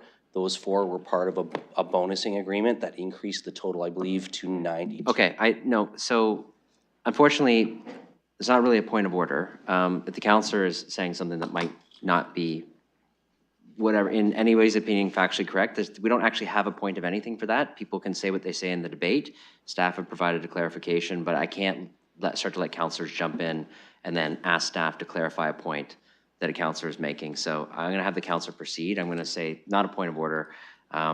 If there's someone else who needs to speak to clarify things, they got to get on the list, but if you've already spoken, you can't. So councillor, you can continue with your comments. Thank you. Based off the information before us and knowing that it was already approved by council, for if we're worried about getting new neighbors and people's housed in affordable units, they already have approval to build. I'm happy with that, and I'm not interested in trading in 4 units of affordable housing for a playground. Thank you. Councillor Ferreira. I think Councillor Ferreira, you're next. Thanks, Mayor.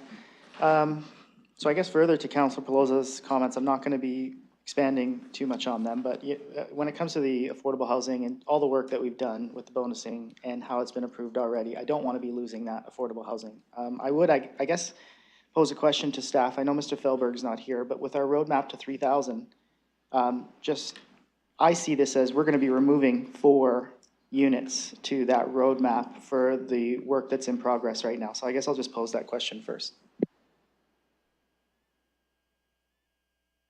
So maybe just ask the question. Like, what is the question you're asking? With the roadmap to 3,000 units that are in progress right now, those 4 units would be within those numbers. Is that correct? Thank you. Go ahead, Mr. Mathers. Through your worship, yes, we include all of the previously approved units within that value, so we would be deducting that if this was passed today. Councillor Ferreira. Thank you. So with that, I don't want to be losing any affordable housing. I do appreciate the work the councillor has done. Thinking outside of the box is exactly what we need to be doing here, but I wouldn't be supportive of this just because I don't want to be losing those affordable units. Just touching quickly on the backfilling of provincial responsibilities, I've seen this council say time and time again that we will not be filling in, or I guess, putting funds towards anything to do with the school board, with the Ministry of Education when it's their purview or when it's their responsibility to do that. I do see that's happening here. I don't want to be supporting that as well. So the main thing is the affordable units that I don't want to be losing. We do need housing, but we also need affordable housing. So with that said, and just kind of with the priorities that I see this council is supposed to be going when it comes to the strategic plan and with my own priorities personally, I wouldn't be supporting this because I don't want to lose those affordable units. Councillor Cuddy. Thank you, Your Worship, and through you. Question of clarification from staff.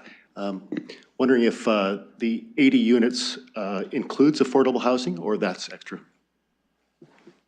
Go ahead. Through Your Worship, actually for further clarification, there was a minor variance application that zoned the number of units to 92 units, but including the 4 affordable housing units. What this application is to have the 92 units without the 4 affordable housing units. Thank you. So that's 92 units and not including the affordable, or that is including the affordable, sorry. Under the minor variance, it was 92 units with the four affordable housing units. Thank you.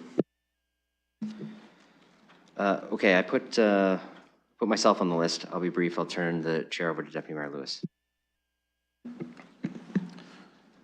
Thank you, Your Worship. I will take the chair, and please go ahead.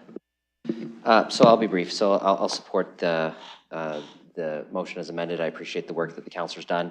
On affordable units, just really briefly, it's great that when we approve the zoning that we count them towards the total, but at the end of the day, what actually matters is getting them built. And, you know, at some point, some units have been approved that because of market conditions or changes in the economic conditions of the projects may never get built. And so I think we need to continually monitor how we can get community benefit, how we can get housing, and we may have to make adjustments here and there. So although I agree with the councillors who don't want to see it come down by 4 units on the books that never gets built doesn't actually help anyone from an affordability perspective. So I appreciate the councillor finding another community benefit that can allow a project to move forward, and you know, we'll pick up another four affordable units somewhere else, but we're probably going to have to make some of these decisions from time to time, and I appreciate that we found another community benefit through this process.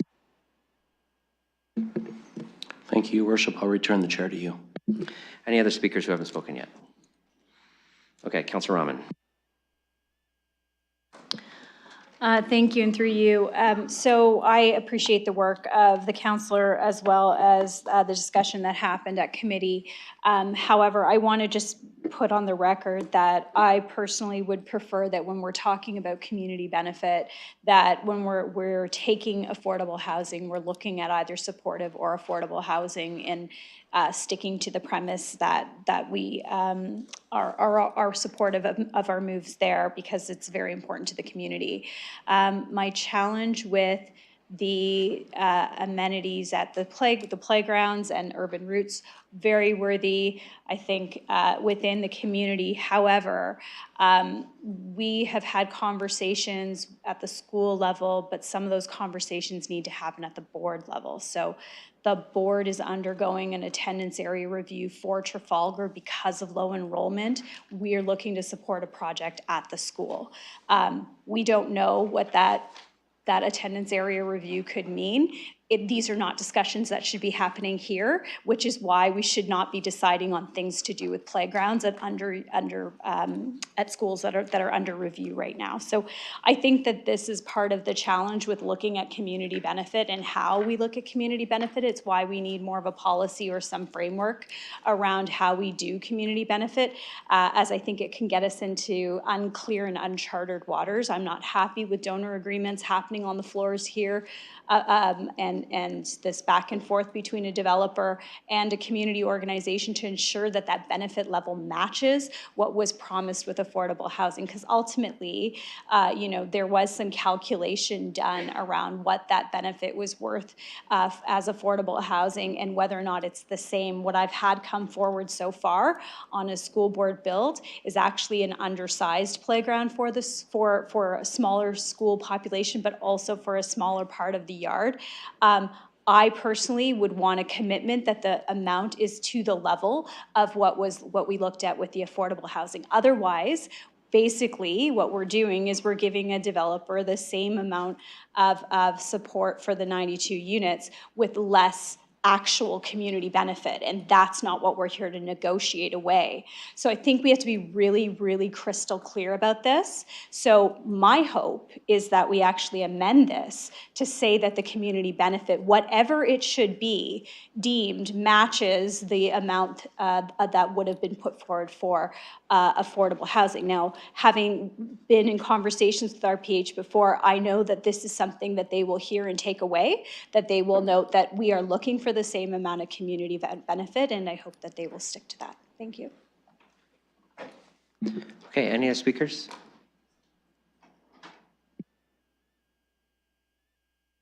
Okay, so this is on the main motion as amended. We'll open that for voting.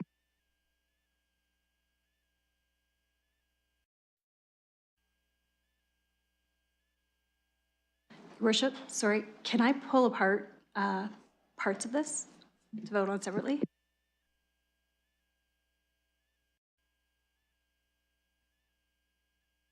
Okay, which part do you want pulled apart?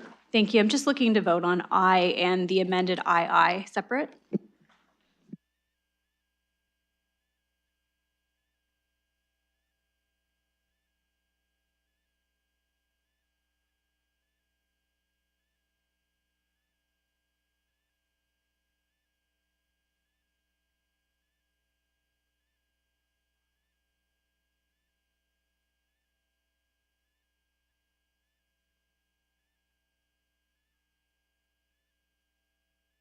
Can they be done together? Okay, so that's an it being noted.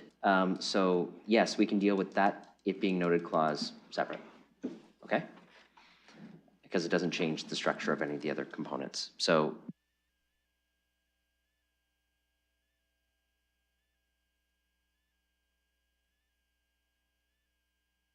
okay, so we'll do everything but the it being noted, everything but the stuff Councillor Rahman wanted separate first, and then we'll do that it being noted second. So this is everything with the exception of the it being noted that we'll open for voting now.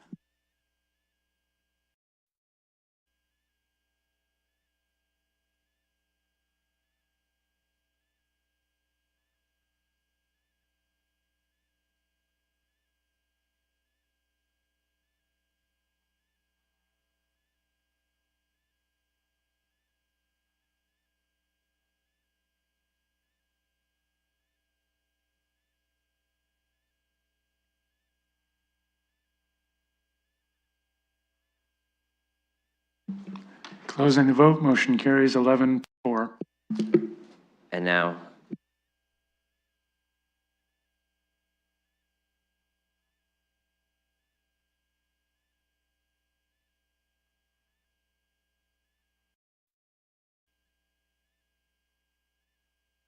okay, so now it's the it being noted clause.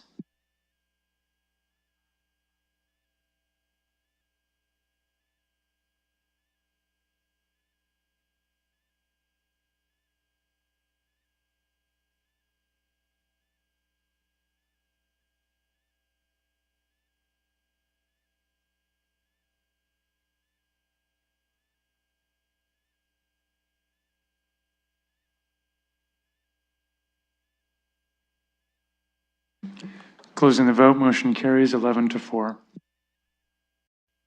Okay, Chair? Thank you. Moving on to item 20, which is regarding 415 Oxford Street. Instead of moving the staff or the committee recommendation. So put the committee recommendation on the floor, and then we'll move an amendment to it. Okay, then I will put the committee recommendation on the floor. And then you're willing to move the amendment to as chair? Yeah, so I'd like to make an amendment to in addition to receiving the staff report, have it being noted the applicant's intention to withdraw the application. Perfect. We have language for that. I need a seconder for an amendment. So Deputy Mayor Lewis, any discussion on the amendment, which is changing it? Yes, go ahead, Councillor Trossau.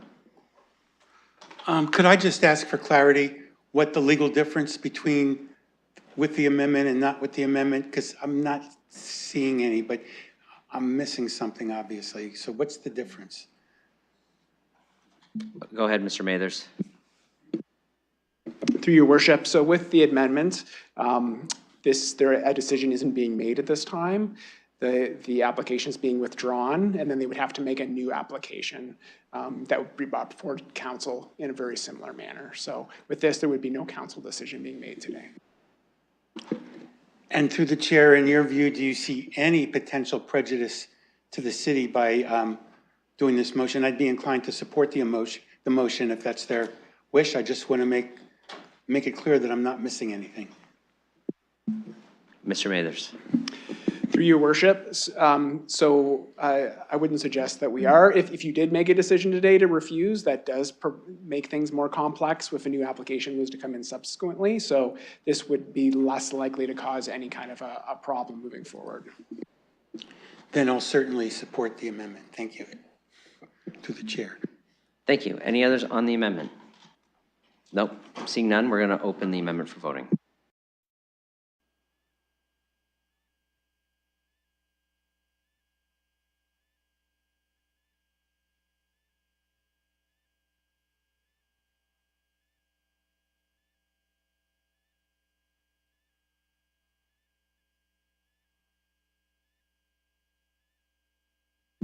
Closing the vote, motion carries 15-0. Okay, and now we need a motion for as amended. Chair Lehman, if you're willing to move as amended. Deputy Mayor Lewis is I'll willing move to that. continue to second. Okay, that's a mover and a seconder, so any discussion on it now as amended? Seeing none, we'll open that for voting.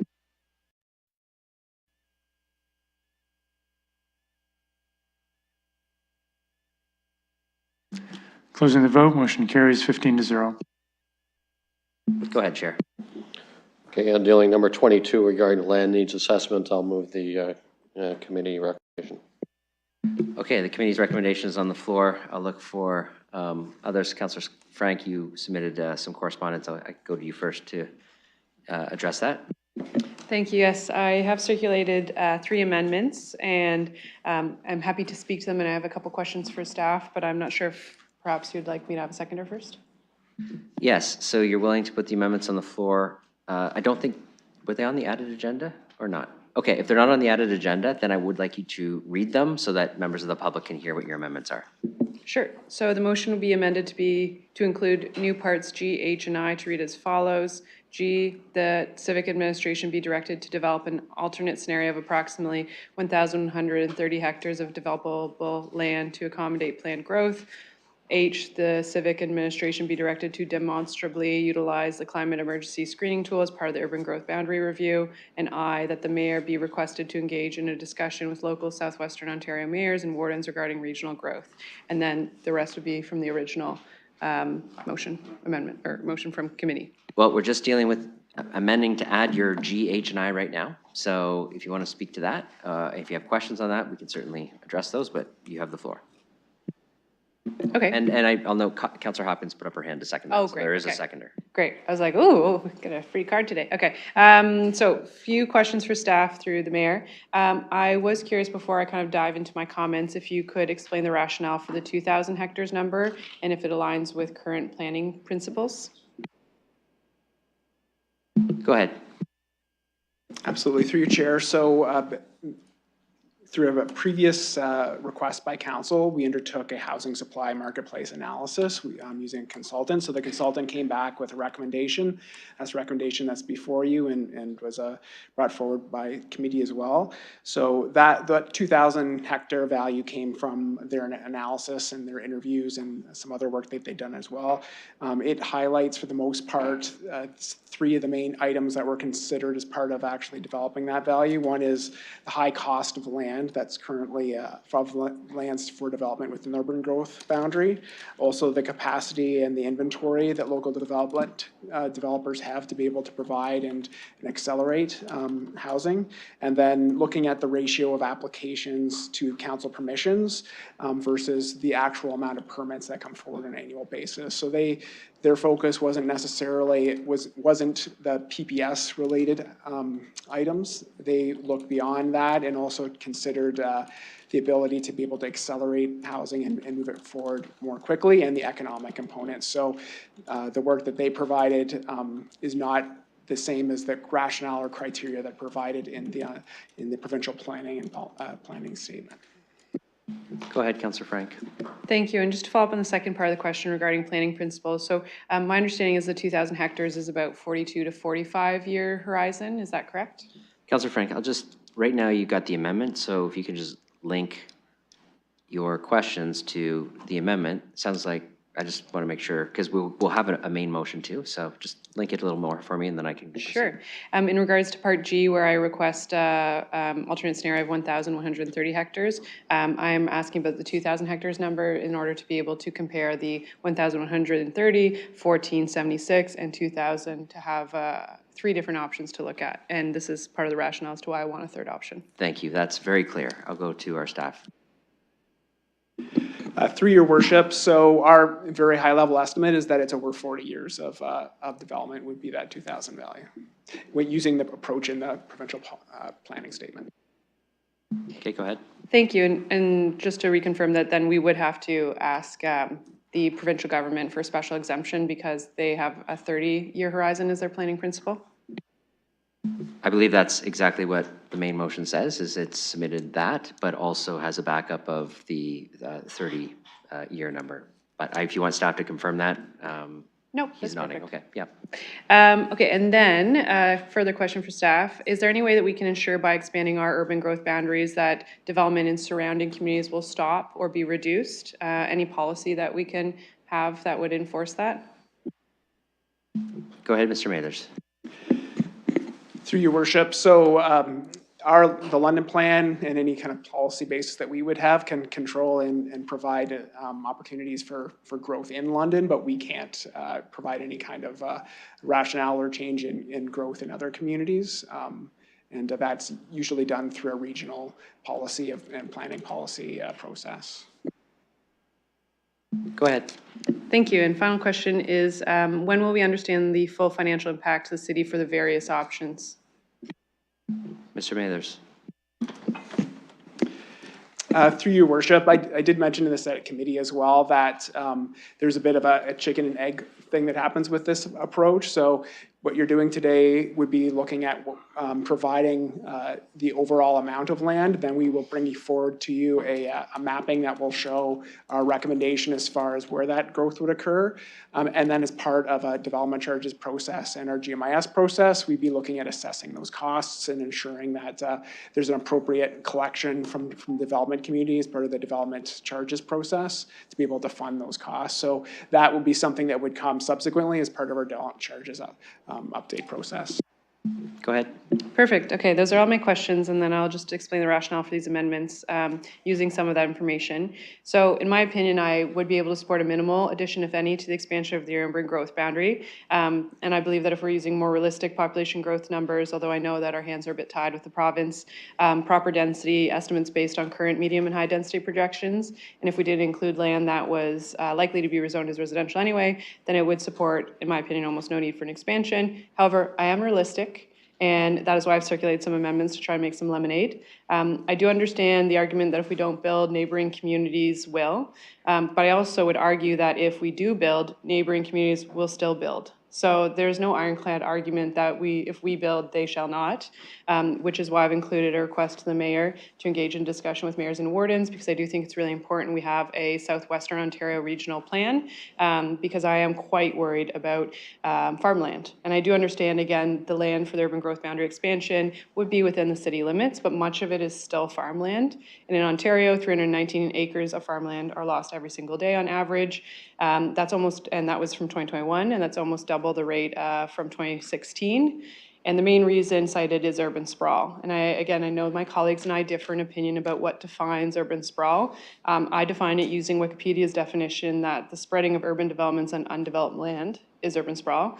And I do worry that we lose farmland we can never recover, and would prefer to focus our efforts on intensifying instead of expanding, again, except for minimal requirements and alterations, which is why I've put this amendment for 1,130 hectares, which is completely defensible under the provincial policy statement and under the new guidelines, and still would allow for some new development.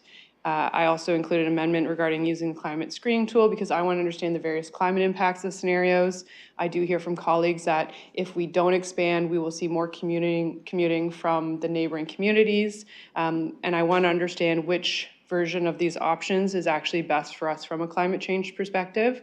I'd rather have data on that as opposed to opinions. And finally, I would like the option to review the 25-year projection with the 2024 provincial numbers. So that's the 1,130 hectares. Because I personally have seen leapfrog development occur across the city. A couple examples including the Sifton development near Clark and Kaleli, which we're going to actually be using half funding to bring servicing to. So that's taxpayer money to bring servicing to a private development because it's far away from any adjacent neighborhoods.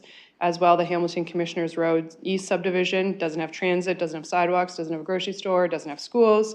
And I worry the higher the number we get, the more pressure we will get from developers to leapfrog to their property and request that we use taxpayer dollars to do that servicing. I understand that GMIS is in process, but we have already had that, and yet we have still seen leapfrog development under our current planning processes. Again, I think we all have different opinions on how we build this city, but I think we all share the same desire to see a livable and successful city. And I want to reiterate that I respect my colleagues' differences of opinions, but I'm looking for a path forward that reflects the city I see that's growing inwards and upwards. So those are my amendments and the rationale. Thank you. I'll look for speakers on the amendment. I have Councillor Lehman next, though. Thank you, and yeah, I'm one of those people who fundamentally disagrees. I agree with the fact of where you want to get to, but I disagree about how we can do that. As I said at committee, it's about our control of our destiny of where we want to go. If we give up that control, no matter how much we don't want to pave over farmland, no matter how much we want to have certain intensification strategies to address global climate change and other ways of getting around, we give up that control. And the reason we do is because the market will go to where the market needs to go to get what they want at the price they want. If you restrict growth within London, it'll drive the cost of land up. That, for people looking for a certain housing, they'll go to where the cost is the cheapest, and that is around our city. They want to move to London because our jobs are here. It's a great city, all the benefits of living in town. However, they will move around to the surrounding communities. I see it. I see it in Kilworth in the West End. Unbelievable growth of single-family homes out there. And guess what? They're all coming in Oxford Street on the bridge that we now have to expand and spend London public dollars to handle. Talk about leapfrogging.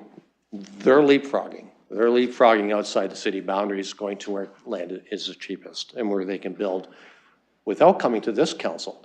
Because when we do the land needs assessment, that doesn't mean we're rezoning land to be built. Developers still have to come here with zoning applications where we would have the final say of how we want things built. We will have control of intensification. We'll have control of transportation and how we get around. I would like to see that control where we have it in these chambers elected by Londoners. It's great that this motion or this amendment that we could talk to other areas of town or other areas, regional areas, but quite frankly, it's not a regional government. It's each community, St. Thomas, Elderton, et cetera, they all act within their own special interests, as do we. So let's not drive building out to the farms outside of London. Let's keep it with our urban growth boundary within London, where we have control over the very things that the councillor is concerned about. So I will not be supporting these amendments. Yeah, I'll leave it at that because we're talking just about the amendments. Okay, Deputy Mayor Lewis, you're next.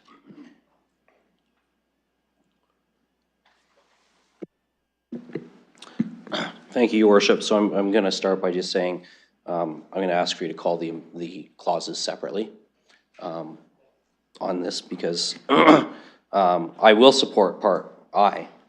I know that, Your Worship, you already engaged with the other mayors in the region about regional transit and things like that. And so if we want to talk to them about regional planning a bit better, I'm fine with that too. I think that's, and it's assigning work to you, not to us as council, so I'm okay with that too. However, I won't support G or H. For me, G is a non-starter. We already know that number is too small. To me, I'm satisfied already from the information I've had, from the initial staff report, from the feedback we had from the people who actually build, and from the economic impact analysis that number is too small and will only bottleneck our ability to meet our housing targets. I heard about leapfrogging, but interestingly, the Southeast subdivision that was being referenced hasn't been assumed yet. And until we assume a subdivision, we don't start to look at providing municipal services there. If we want to look at that in terms of whether there's transit service or those kind of things, then let's talk about where those things fit in terms of when we assume a subdivision or not, whether we move services in before we assume it or whether we don't. Leapfrogging and the Kaleli area or the Clark Road area was referenced, but interestingly, one of the reasons there is a leapfrog there is because there's some delay with Upper Thames and floodplain mapping and assessment of, and so yes, there's a break but there's a break because there's land that looks like it might not be developable there at all. And that's one of the reasons we need the extra contingency, because we're still waiting for a floodplain mapping that was supposed to come in 10 years ago. And I suspect, and I strongly believe, that when that report is finalized and comes in, some of the land we're counting right now as developable will not be. So if we want to protect environmentally sensitive lands, and those have buffers and those sorts of things, we also need to have more land than we've currently factored in. Because when we did the urban growth boundary 25 years ago, we were using a far different set of standards in terms of all of those factors. And I think that's the other piece is we last changed this growth boundary 25 years ago. So for me, that number in Part G, it's just a non-starter. It's too small. And I know we can't control the ex-urban growth, but we can create the conditions by which the pressure for ex-urban growth is lessened. And it's not just on the west end in places like Kilworth, Kamoka. I see it in Thorndale. I see it in Dorchester. I shared this at committee. I know a family from hockey that comes in and plays hockey at Argyle Arena, but they live in Thorndale because that's where the house prices was cheap enough for them to afford to upsize from a townhouse into a single family home because there was nothing available for them in London in the neighborhood that they wanted to still have access to, which thankfully was Argyle. And I appreciate them still coming and using our arena and being part of the community, but they're driving in every day to work and play. But my concern with H is the language demonstrable. And through you, Chair, I want to ask Mr. Mathers and Ms. Scher, I think probably both of them, because from a GMIS perspective as well as a planning perspective, when we are bringing forward secondary plans, when we're bringing forward GMIS information, we're already applying our climate screening tool to the recommendations you're bringing forward, are we not? Go ahead. Through your worship. So that is one of our standard practices, to apply the screening tool whenever we can to any of these opportunities and that we bring forward prior to making a recommendation to council and committee. Go ahead. And that applies to our infrastructure development as well as our planning and zoning development? Go ahead. Thank you, Mr. Chair. Thank you, Your Worship. Sorry. Yes, we do for major infrastructure projects to evaluate different climate options to ensure that they're appropriate using the tool. Deputy Mayor, go ahead. Thank you. So we're already doing it. And what this motion the only thing that this motion seems to do is say demonstrably. Well, what is demonstrable to Councillor Frank and what is demonstrable to myself or demonstrable to any other member of council is going to be subjective. It's not empirical, which is the data we get back from our staff, which may or may not satisfy a particular individual member of council. But as part of an earlier discussion we had today, those individual members of council can go to staff and ask questions about more technical details on that. That may not be in a report that necessarily is going to be translatable by the public, but the councillor can get the information for. So I see G as asking our staff to do more work for a number that I'm not even interested in. I see H as just redundant for the work that they're already doing. And I see I as assigning the mayor some extra work, which I'm happy to do. So I'll support I. Okay, I have Councillor Hopkins next. Yeah, thank you, Your Worship, and I'm happy to second this motion. I was at the public participation meeting at PEC and really felt that it was important that we have further dialogue. I would have even liked to have seen a deferral go back or a pause, and there is an opportunity to do that, but I'll stick with the amendment, Your Worship, and really appreciate differences of opinion. Obviously, you know where I stand on this, and to me, it's not too small. It is, to me, a compromise as we go forward, and I'll just speak to G. Looking at the 25-year range, we know it could be a lot smaller as well. When it comes to H, it's already there in our screening of the GMIS as we look at the climate emergency screening tool. there's nothing wrong with confirming that that's what we're going to do. In fact, I like to see it there. It's a reminder to me as we look at moving forward as a city that we are looking at everything in place, and really appreciate to Councillor Frank that the mayor be requested to engage in discussions with Southwestern Ontario mayors and wardens regarding the great growth. I represent the West End. You see it all around us, and you also see it to the south, and it will continue. But I think it's really important that we understand the agricultural land that we have in our city and how it has to be protected. So I appreciate that, and glad to have this opportunity to speak to this. Thank you. Okay, on the amendment, Councillor Ferreira. Thanks, Mayor. So for me, I heard a great comment earlier. What is empirical? What is subjective? And I do see, with the motion that Councillor Frank has brought through with the 1,130 hectares, that has been developed by data and a whole bunch of analysis from staff. And that's where that number came from. If you were to compare that vis-a-vis with the 2,000, that's a very round number.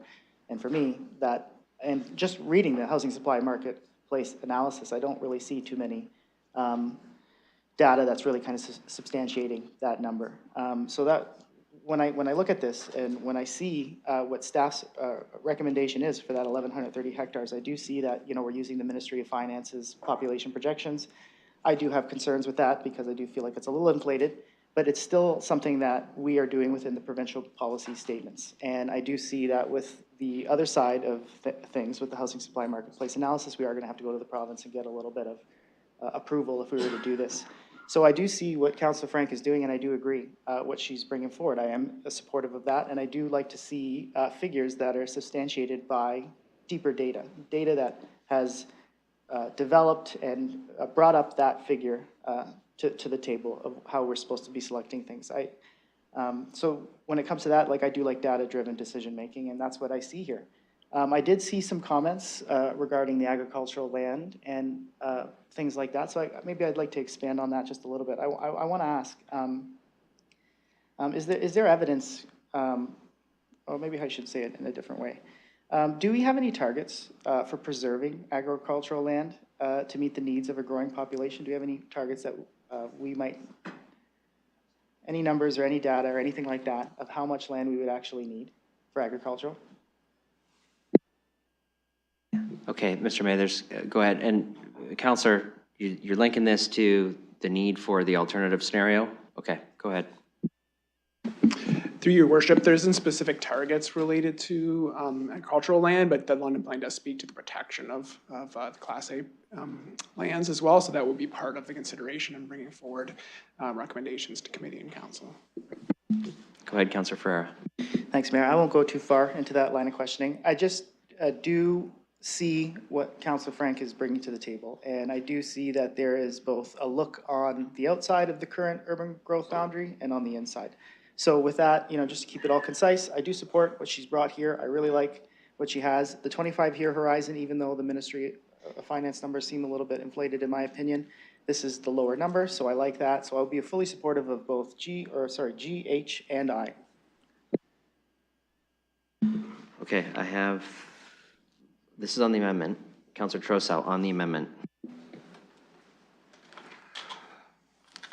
I spoke at length at the committee about why I felt the pause was appropriate. And through the chair, I just want to say I appreciate the work that the councillor has done on this. I think it's a very reasonable compromise, and that's why I'm going to support it. It was made clear to me, at least in terms of what I understand, that we could defer this decision for a year or two without any prejudice. So I think this, in a way, it's premature, but I think I'll save that line of argument for the main motion. So for now, let me just thank the councillor for putting this on the table. I think it's a generous compromise. I believe it's probably more than I would like to give away right now, given the detrimental effects that I'll speak to during the main motion, but I certainly can support this, and thank you. Okay, that's all the speakers I have on the amendment. It's been asked to be called, oh, It is not. sorry. Oh, Councilor Plaza, go ahead. Thank you. I'll be brief. I'll be supporting this today as the original staff recommendation was for the 1,130. Thank you. Sorry, anyone else on the amendment? Got ahead of myself. I just got excited about moving to the next step.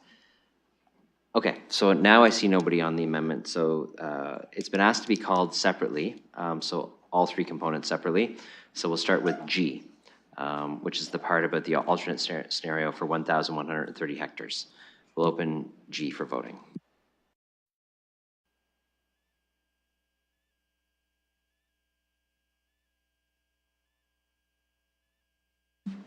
Closing the vote, motion fails 7-8. Okay, and now we'll go to H, which is the part about the climate emergency screening tool.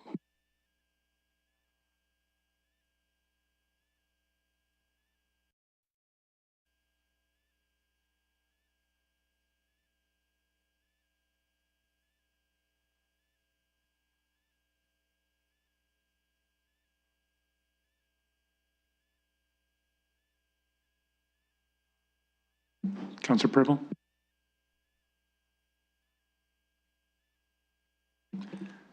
Closing the vote, motion fails 6-9.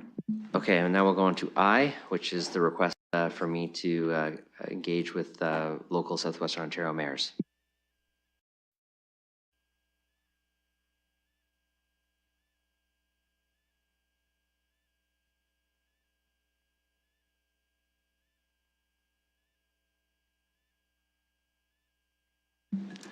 Closing the vote, motion carries 14-1.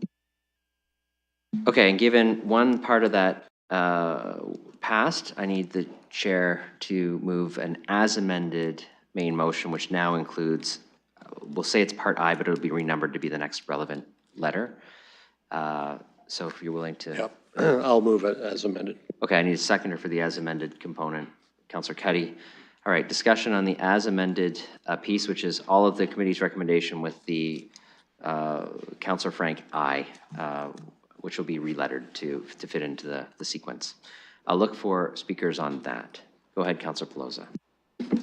Thank you. I'm going to start off, as everything's on the floor now, with a question through you in regards to F, and that this is civic administration to receive landowner requests for candidate properties to be evaluated for potential inclusion.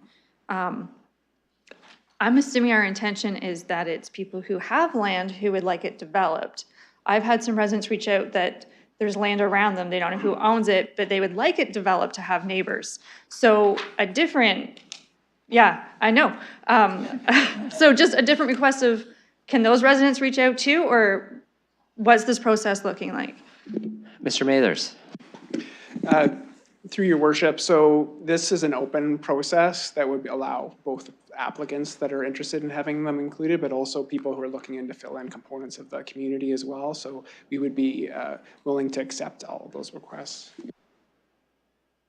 Go ahead. Thank you for that. It's interesting when both sides are interested in what about us. So I appreciate that. If I can let residents know how to contact you.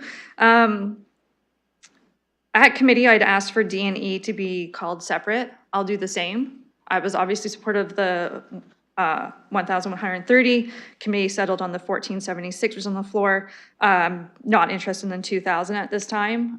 Not interested in having staff do work that I'm not interested in supporting at this time. We can always expand later, but once you've expanded it, you really can't take it back. And realizing that development has changed over the decades and that we're seeing more medium and high density housing, would like to still trend on that. So hoping that we can keep doing more with what we have, recognizing some areas of the city don't have city services to them yet. And thinking about my ward, and that it would be quite costly to deliver some in those areas. So I know we had a lengthy conversation at committee. I appreciate staff's work on this, and thank you for the clarification of residents who would like neighbors and how to put that on a wish list. Thank you. All right, Councillor Lehman. Thank you. I think this is an important step forward for London. London is experiencing incredible growth right now, and I think the province has acknowledged that in their long-term forecasts. Staff has done numerous studies on population expectation, and then council sent them back to do even more studies with economic bent. This is important. London is the center of this region, and it will play a predominant space going forward. And we have to make sure we have affordable housing. If we don't have enough land, quite frankly, we're going to have a city where those lucky enough to already have owned land in the city will be fortunate. But those who wish to live in the city, the same as those who wish to live in downtown Toronto, you'll be forced to live out in Etobicoke and Mississauga and commute in. This is supply and demand, folks. More supply that's on the market, it keeps the price in check. And like I said in my earlier arguments to the amendments, we do have control over zoning. We have control over what will get built and where it will get built. But this gives a great roadmap, I believe, for the potential to be unleashed for this wonderful city. Thank you. Okay, any other speakers to the as amended motion? Councillor Trousseau and then Councillor McAllister. Thank you very much, and through the chair, one of the main contentions that I want to take issue with, in all due respect, is that this is going to create affordable housing. I don't see any evidence that it's going to do that, other than the most basic concepts of trickle-down economics, which I don't think works. If we want affordable housing, we have to say this project is going to be affordable. And to say that we're going to give developers this whole big, huge swatch of land out there to build market rate, luxury houses, and somehow that's going to induce affordable housing, I just don't see any evidence for it. And I mean, I'd certainly be open to seeing the evidence, but I don't think this is about creating affordable housing. I think it's about creating more housing. I think it's about increasing the supply. And I think it's about increasing the supply in an area where it's demonstrably there's a demonstrable likelihood that these are going to be large tract, single family homes. Because I do not think we're putting any other restriction on it. So let's not do this in the name of affordable housing. Let's do this in the name of the developers want to be able to have more options in terms of the land that they can use. They've made the case, and that's what they're doing. The other argument that I think is a little troubling to me, a lot troubling to me, is that somehow, if we don't do this, that's going to stimulate the construction of this type of development further out. And there's no reason why both can't happen. The market has demonstrated time and time again in the last 20 years that it is incapable of providing the kind of affordable housing that we as a society need.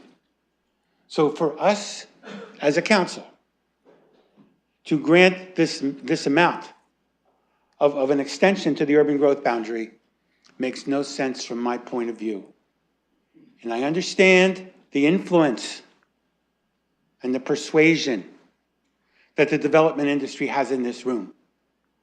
But I don't understand how that is going to help us meet these other goals. So I'm going to certainly vote no on this. Should be no surprise. I've been saying this all along. I talked about this during the political campaign.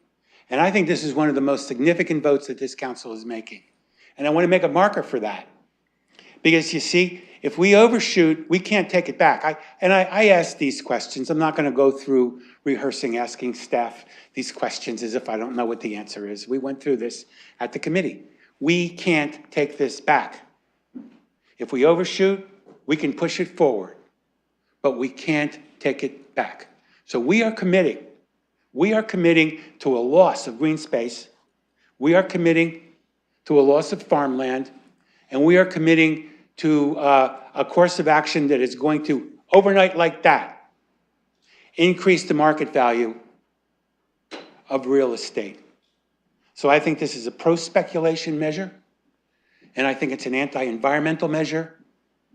And I would urge my colleagues to vote no, although I think I can count, but I did want to put that on the record. Thank you very much. I've counted many times, Counselor, and been wrong a bunch of them, so you never know who's persuasive in the room when they speak, so appreciate your comments. Sometimes everybody is. I'll go to the next speaker. I have Counselor McAllister, Hopkins so far. So if someone else would like to go, just flag me while Counselor McAllister speaks. Thank you, and through the chair. I'll be supporting the 1476. I won't be supporting the 2000. I think it's been said a number of times just in terms of, I think, overshooting. I think I'm trying to exercise an abundance of caution in our approach, especially with the long horizon. I don't know. I feel like I'm having a bit of deja vu. I remember years ago, listening to my father, who was an urban planner, talk about urban sprawl in the 80s, and I hear a lot of the same arguments being made then that I hear now. I like the approach in terms of densification, intensification. I think we need to stay the course on that. I'd be more inclined to maybe go with a higher number if I'd seen more proof in terms of the building.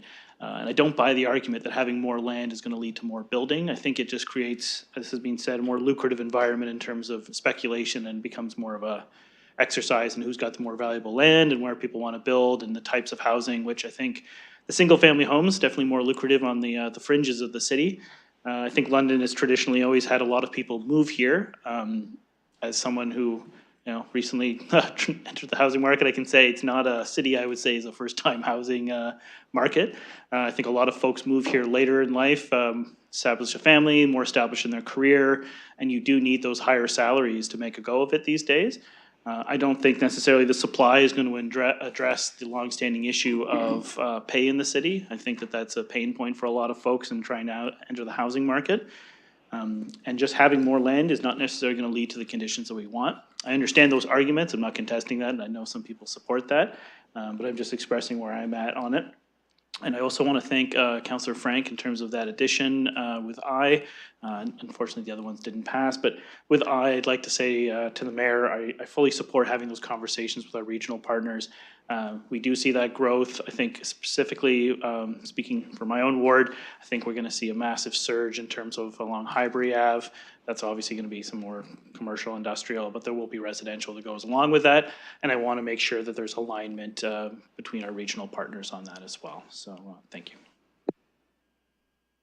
Councillor Hopkins. Yeah, thank you again, Your Worship, and really appreciate everyone's comments and on the main motion. And maybe to make it easy for clerks, Your Worship, I will not be supporting D and E, but also B as well, and I'll make comments. B is in the 1476 hectares. Yeah, you can continue with your comments. Yeah, and my reasons are, I think it's just really simple. This is going to be very costly for us as a city going forward. I really agree with the decision that we're making here today. Is going to directly impact the urban growth boundary and how we go into sprawling again, and mainly single-family homes on agricultural land. Those are the concerns I have right now, and I really think that it's going to be quite a significant challenge for us going forward. So won't be supporting the 2,000 or the 1,400. I'm okay with everything else, more or less, in the recommendation.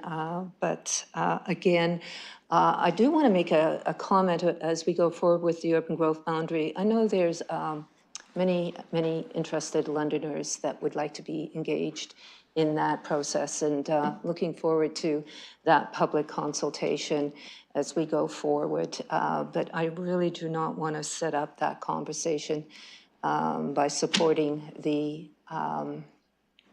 added land that we are deciding on here today. Thank you. Councillor Ferreira. Thanks, Mayor. Just to confirm, are we able to break that vote out into the different? Yes, yep. Okay. So it'll be, right now it'll be everything but B. Sorry. It'll be everything but B, D, and E, and then we'll do B, and then we'll do D and E. But we can debate the whole thing now, because we're just going to do votes later. We're not going to redebate. Sounds good. I'm just going to kind of make my comments in general. I do like the comments about are we creating affordable housing or not? Because we're not. It's very true. Even if you look at the density of low-density development, I'm pretty sure the housing supply marketplace analysis was calling for a reduction from 20 to 15. So those are big houses on big lots. Are we bringing in supply that may be part of the demand? Yes, I agree with that. But at the same time, you know, I do want to see those numbers be substantiated and how we come about with these numbers. One of the big issues that I have is the fact that we're going outside of the provincial policy statements. We are going beyond what we're legally able to do, and we're now doing a very weird process where we're going to be going to the province and requesting to add these extra lands beyond what the province has regulated us and given us the authority to do. So, you know, I would like to see the process go the right way, and my question would be in general, I'm not asking anybody to answer it, but why doesn't the province change its provincial policy statements so we can come up with numbers if the province wants more land to increase on? The public consultation part, I believe that, you know, because this is such a big change, and this is very significant, as has been said several times, we do need a little bit more public consultation, a lot more. We need to really engage the public on this because this is a very significant change. We haven't seen this change happen for years, for decades, and we may not see any changes again for years or decades. So, you know, the public consultation portion of this is very important to ensure that we're just going in the right direction. I'd also say that I do know that there's no deadline. I watched the PEC committee meeting, and from what I understand, we need to have this request in by 2027, so there's no rush. And maybe it would be wise to go back and have that public consultation back and have these conversations again so we can get some numbers that are substantiated by the data. So that's what I would say. You know, there's this principle called the precautionary principle. If we were to take that principle, that would be a very good way to go, because as far as I'm concerned and how I'm feeling, and from what I see from other councillors speaking to, there's many concerns on the direction that we're going. So I guess I'll leave it there. I do see that this will be broken out. I don't think I can support anything on this other than Councillor Frank's amendment. So I guess I'll be voting as the items come up. All right, other speakers on this? Go ahead, Deputy Mayor Lewis. Thank you, Your Worship. So I appreciate the debate. I appreciate there's a difference of opinion here on how we move forward. I don't think anybody has actually suggested, though, that expanding the urban growth boundary is about affordable housing. It is about inventory, absolutely. No matter what we think in terms of where we need the mix, where we need affordable, what we need is high density, what we need is medium density, what we need is low density, an expansion of the urban growth boundary is about inventory. It's not about affordable. And I think that we're actually mixing our water and wine when we start talking about affordable and the urban growth boundary, because they're actually separate. And when we talk about we're moving forward with land that we can't guarantee is affordable, and it was mentioned by Chair Lehman earlier, there's still a zoning process that will determine, are these 4-story stacked towns? Are these single families?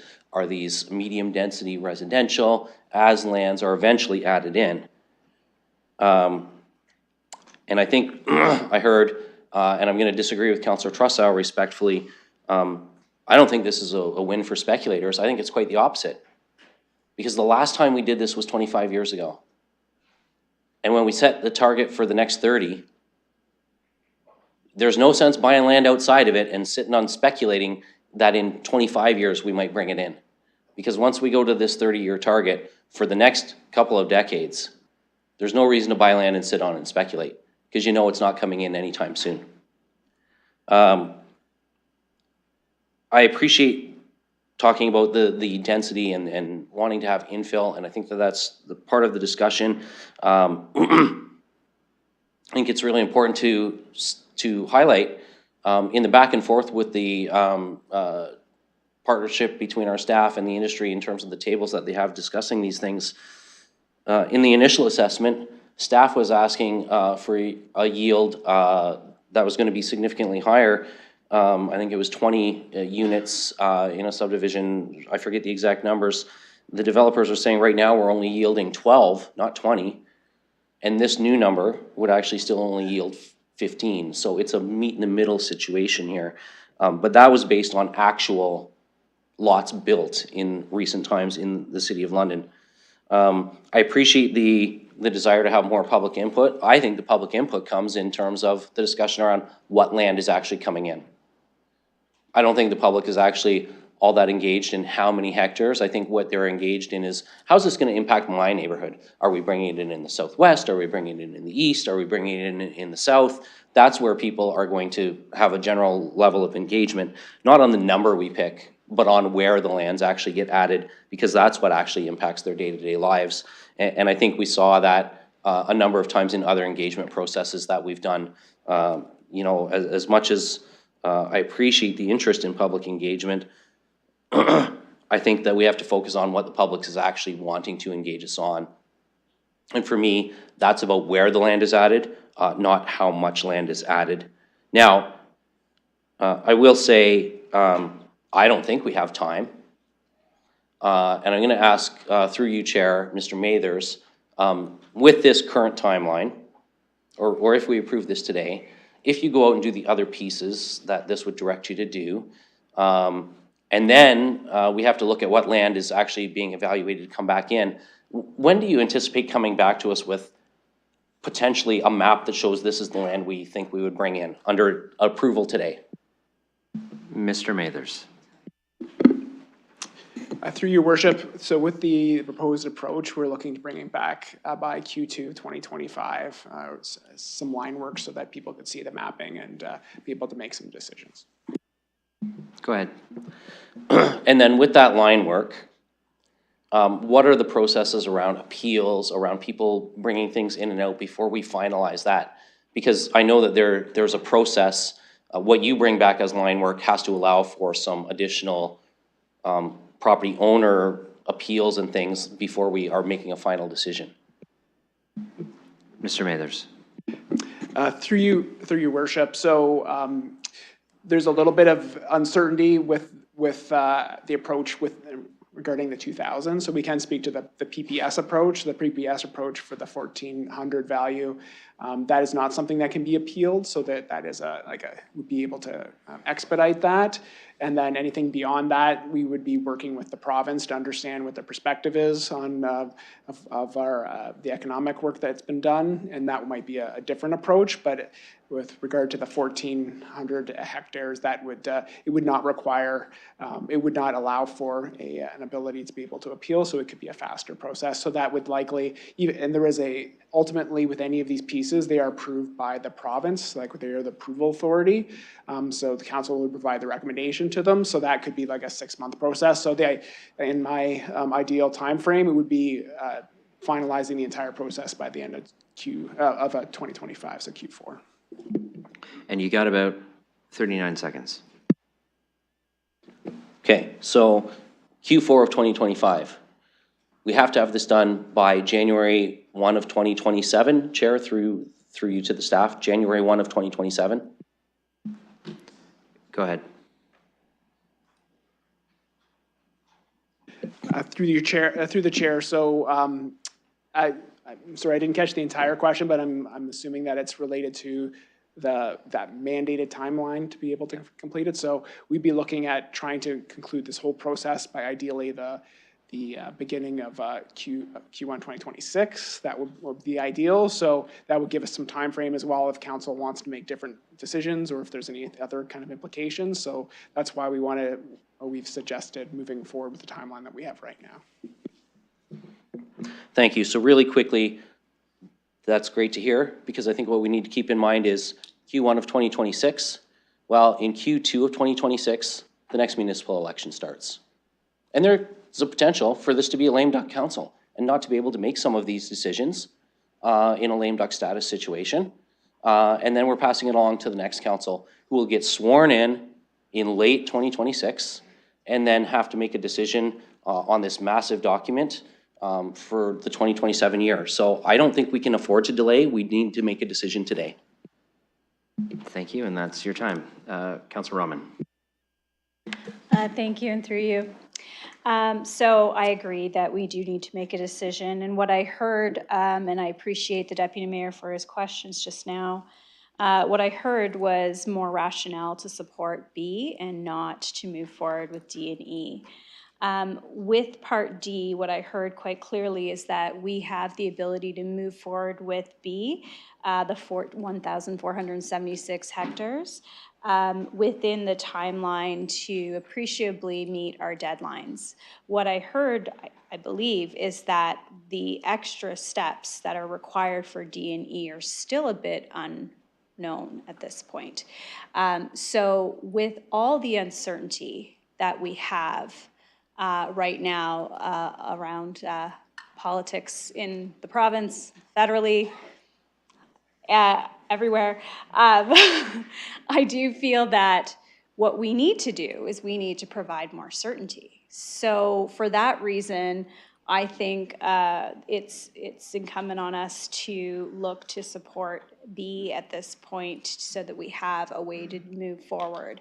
And as well as from a staffing, and I know that other councillors have brought this up, from a staffing perspective, time perspective, I do think we have staff with very full plates, and to give them more to do with Part D and E seems at this time like we're also asking a lot. The other piece of this is I understand that, you know, the mayor would already be in conversations with the province around the 2,000 hectare component of this discussion. But I do think we have to set the tone for what we want to see the mayor and this council advocate for. And when we take an advocated position, which we would in this case on the 1,476 if we were to approve it, that's a reasonable position for us to say, let's move forward, and this is something we can support and get behind. When we start to talk about the 2,000, now we are looking at a discussion with the other levels of government, or the provincial government, and we're looking at what kind of an advocacy strategy do we want to engage in around that. So I think that what I'm very comfortable with at this time is I was comfortable with a lower number, so we had a high, low, and a medium. But now I'm comfortable with a medium number at that 1,476. I did have a question, though, for staff. Thank you. My question, and through you, I just wanted to understand for the MMP, what number or what did we tie the MMP to in terms of the urban growth boundary? I know we were in this process. We've already got the MMP and the maps, but how does that relate to the urban growth expansion discussion that we're having? And if that might be able to be asked to this year. Yep, go ahead. Thank you, through you, Your Worship. So we are working closely with our planning colleagues related to the intensification targets and the modal splits for the MMP. They are in sync to the extent that the road network that's identified can be extended out into areas that are not currently contemplated in the current urban growth boundary. There will always be adjustments. The MMP is not a final document to 2050. It's going to need to be updated. So iteratively, if there's changes that come out of this discussion, we would address that in a future update because those areas would likely follow further out from areas that are currently contemplated for more urgent development. Go ahead, Councillor. Thank you, through you. So with that in mind, the MMP is a 25-year document. We're looking at a 30-year planning horizon with B, but we would be looking at, for D and E, a 40 to 45-year planning horizon in terms of those numbers. So I do see that we're looking at things from a different lens. I like when we're syncing up our plans, where we're looking like we're taking this in a coordinated fashion. I know in my part of the city in the Northwest, where we're still awaiting a lot of services, where we still have developable lands, where we still have some concerns from residents who are wondering when they're going to get certain amenities, services, road construction, et cetera. This is difficult for me to say, hey, but guess what? We're going to add more land. Thank you. Thank you. I have myself next, so I'll turn it over to Deputy Mayor Lewis. And I will recognize Mayor Morgan. So thank you. I also, I know one comment's made appreciating the debate and the perspective, as well as the amendments that were made. Maybe I'll start with the amendment. I'm happy to, and I voted for it, take the suggestion. As was mentioned during the discussion, we've already had great conversations about regional transit and moving people who are already in surrounding communities around a little more efficiently. That conversation has even turned into joint advocacy with the province on some of the work that Middlesex County is doing through Middlesex Connects and some of the bus services and transportation services between our communities. So at our last discussion, this concept came up and was raised briefly, and we identified as something that we would like to come back to in the future. So this amendment that is now incorporated into the suggestion is already something that I can tell you will not be a surprise to local mayors and wardens, that I'm engaging with them and continuing to engage with them on that matter. I want to mention a couple of things in the debate. And so a couple of times it said that if we expand the urban growth boundary, we're going to have market rate luxury homes, large tract single family homes, big homes on big lots, like those terms were used. I don't know if colleagues realize, but the nature of development has actually changed already in our city. I mean, we've seen the reports about where the development and demand is, and there are single-family homes are not the thing leading the charge. We led the province in, at one point during the year over year, with some CMHC data on high-density development in the city. We have increases in medium density. And so I recently went and took it upon myself to tour around a whole bunch of developments in the city. Took a whole day, went around and visited some high-density developments in the core, visited some medium-density developments in a number of areas, and then out into some of the farther parts of the city, the developments that are happening there, to see what's happening. And I can tell you, there are lots of really intense developments happening now on greenfield lands. I toured a greenfield land that had 6-story apartment buildings with stacked townhouses and townhouses on it. Where there are single-family homes, there are developers putting alternate dwelling units in, recognizing that there are multi-generational families, and trying to provide products that create a level of affordability, whether it's purpose-built rentals or units where you can rent out some of your space, to try to address some of the market conditions that that buyers are facing. So I don't think we can jump to a conclusion one way or another. What is going to happen if we expand the urban growth boundary? We already see where you can develop within the city a more intense form of development, and I've heard several developers say, we might build some $1 million homes, but that's not where the market is right now. That's not where people are demanding. We're talking about small lot homes or more intense greenfield developments. The fact that we approved stacked townhouses is seen as a great advantage in greenfield sites, to be able to put multiple families stacked on top of each other in a more intense form and compact form of development. So where you don't see that more intense form of development is in the surrounding communities, right? So again, I recognize that we cannot guarantee that we'll be able to pull development into the city, but where we are providing a product that is more intense than you see out in the surrounding communities. And so I think there's an opportunity for us here to continue to try to meet our obligations on meeting housing targets, not just that we've made for the next 10 years, but the demand that we will see in a community like London over the next 30 to 40. And on the length of time for the different components of the motion, yes, we have what is a supportable, easy to move forward with component in B on a 30-year planning horizon that aligns with the way that the provincial policy statements contemplates things. And we are also going to the province, if approved, to say, but we looked at this from a market standpoint, and we need to have a serious discussion on how you want to approach the market demand component of this to actually get the housing that we actually think we need. And part of this work that staff is going to do is actually contingent upon if the province even supports it, right? So there's a discussion that will be had. We've got a position that we can fall back on the provincial policy statements. The staff will continue to work forward on, and they can prioritize that work, knowing that the other pieces are an unknown. So I don't think we're adding a tremendous amount of staff work until we know the province is supportive, and then it will shift to that component. And on the piece here, and I'll speed my time up because I time myself here. I'll conclude by saying, whether it's a 30, 35, or 40-year time horizon that we're putting land supply in the city's not going to stop growing for the next 100, 150 years, right? This is a part of the world that people desire to come from, and so just doing something that might be 40 years just means the next urban growth boundary review isn't going to happen for a little bit longer.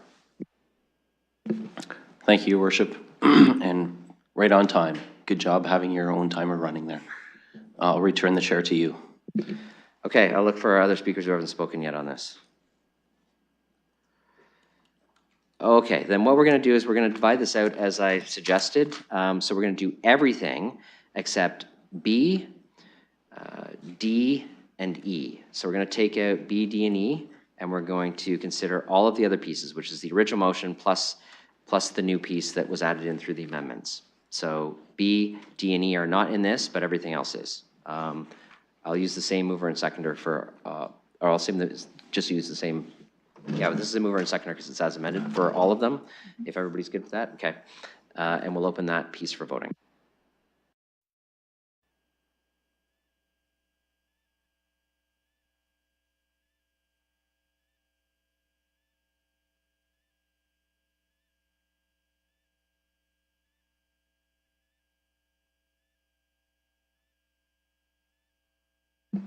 Closing the vote, motion carries 14-1. Okay, now same mover and seconder, we'll do B, which is the 1,476 hectares, 30-year. We'll open that for voting.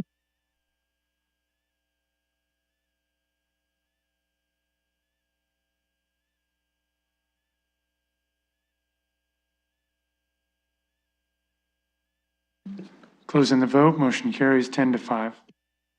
And now, and we'll do them together, D and E, which are the two components related to the 2,000 hectare market analysis and engagement with the province on that, and the directions to our staff on those pieces. We'll open that for voting.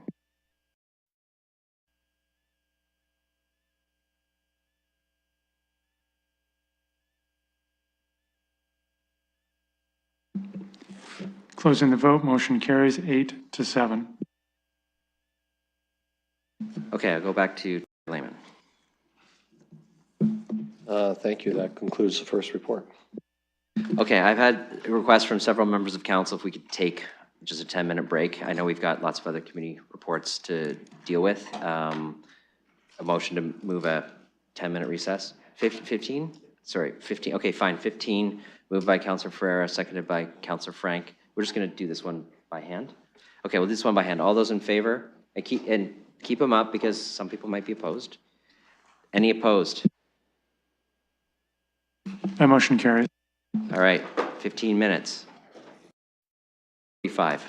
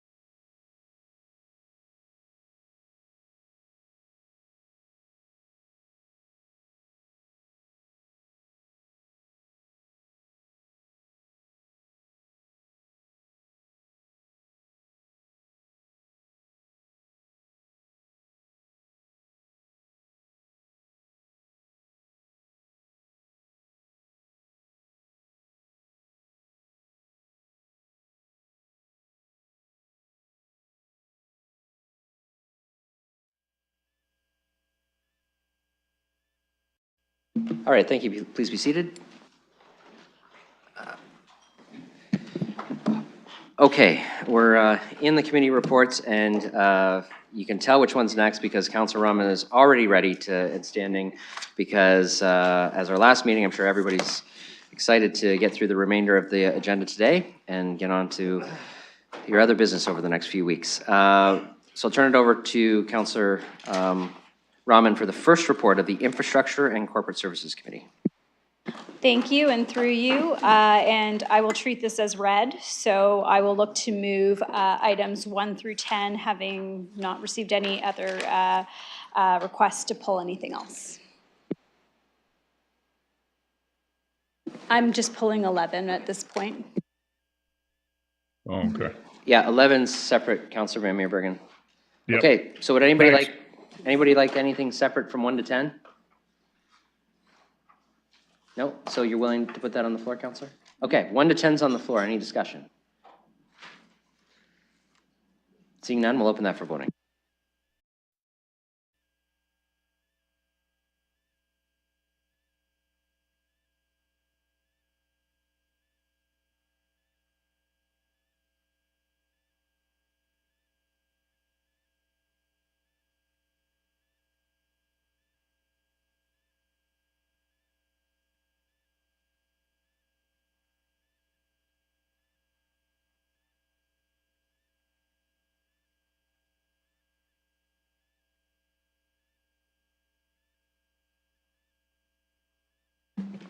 Councilor Pelosi?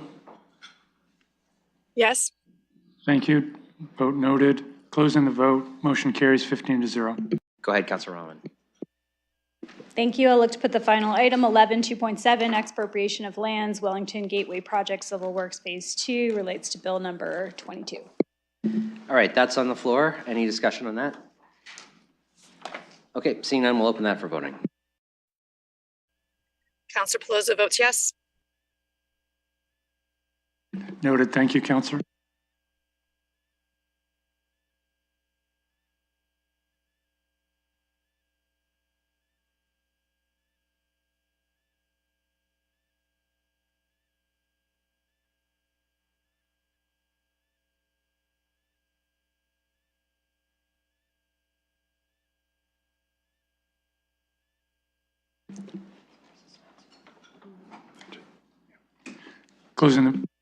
Closing the vote. Motion carries 14-1. Thank you. That concludes my report. Great. You can give Councilor Lehman lessons next time. 8.3, first report of the Community and Protective Services Committee. Councilor Ferreira, we'll turn it over to you. Thank you, Mayor. I can put down the first report of the Community and Protective Services Committee. I have no disclosures of pecuniary interest, and I had no pull requests, so I'll move 1 to 16. Okay, never mind. I think, Councilor Trosai, you wanted 14 separate, or no? Yes, I had 14. Is that it? I wanted to vote on the building height, on the ceiling height. Oh, 14 and 15? Okay. Yeah, 15 is. So we're looking for 14 and 15 separate. Anyone else? Go ahead, Councilor Ferrer. Thank you. Okay, I will move items 1 through 13 and item 16. Okay, that's on the floor for discussion. Any discussion? Go ahead, Deputy Mayor Lewis. Thank you, Chair. And just through you, a question for our staff. I can support this, so I don't need it pulled separately. But with respect to item 10, the life stabilization, purchase of service agreements, certainly during the budget, we had the great news that the Extreme Clean Hoarding Program would get some assistance from the provincial government. And I know we still have to deliver it. We're the service provider in terms of, or the service manager for the area. So through you, I'm just wondering if staff can indicate, because this, I know when I asked it at budget time around the potentials of amendments on this, whether or not there'd be an RFP, and I know that I doubt that we've had time to go out for an RFP to see if there were any other interested parties, and we've got a single source procurement recommendation here, which I'm okay with for the time being. I'm wondering if this is anticipated when this agreement, because I'm assuming that the reason for not going out right away is so that we can have a continuation of services. But I'm wondering if when this expires, if the intent would be to issue an RFP for purchase of service so that we see if there's more competitive bids out there to provide this. I'm just wondering if staff can comment. Mr. Dickens.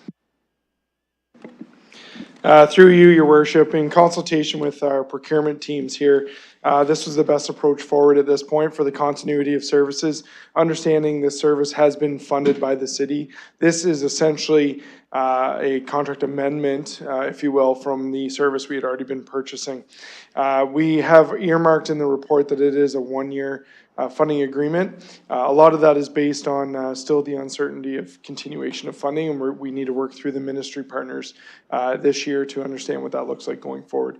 If we get an indication that there is a more long-term viability on the funding side, then we can look at what procurement options, if any, are necessary at that point.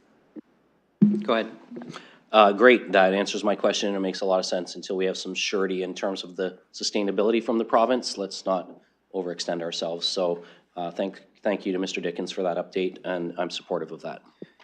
Okay, anything else? 1 to 13 and 16. Go ahead, Councillor McAllister. Thank you, and through you to Ms. Scheer, pass along my thanks to Mr. McRae and Mr. Hall. I know they put a lot of work into the Fairmont Neighborhood Connectivity Plan and anyone else who worked on that.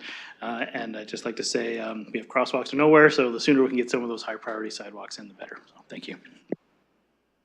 Thank you. Go ahead, Councillor Frank. Thank you, and I just wanted to say I was really happy to see item 13, the publicly accessible washrooms, us being able to do a pilot with Gibbons. I think that was really delightful, and I just want to thank staff for looking forward and already kind of thinking about doing that and offering that, so thank you. Great. Anyone further? Okay, 1 through 13 and 16 is on the floor. We'll open that for voting. Yes.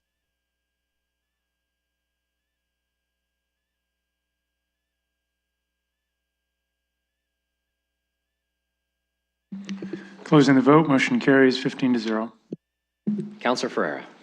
Thank you, Mayor. So I'll put item 14, that's the amendments to the minimum headroom and information regarding tenant-landlord forum. Okay, that's on the floor. Any discussion? I'm sorry, which one? 14.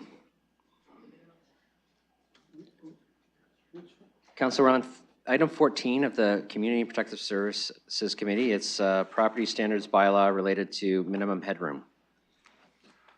Thank you very much, Mayor, through the chair. I just wanted to pull this to indicate that I was opposed to this at the committee.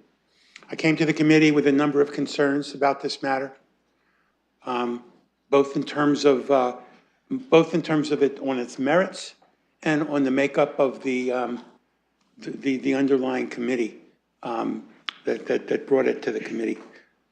That didn't make sense. The makeup of the underlying task force that brought it to the committee. I don't feel as if I was given the opportunity to ask the questions that I wanted to ask. I asked for additional time. I didn't get it.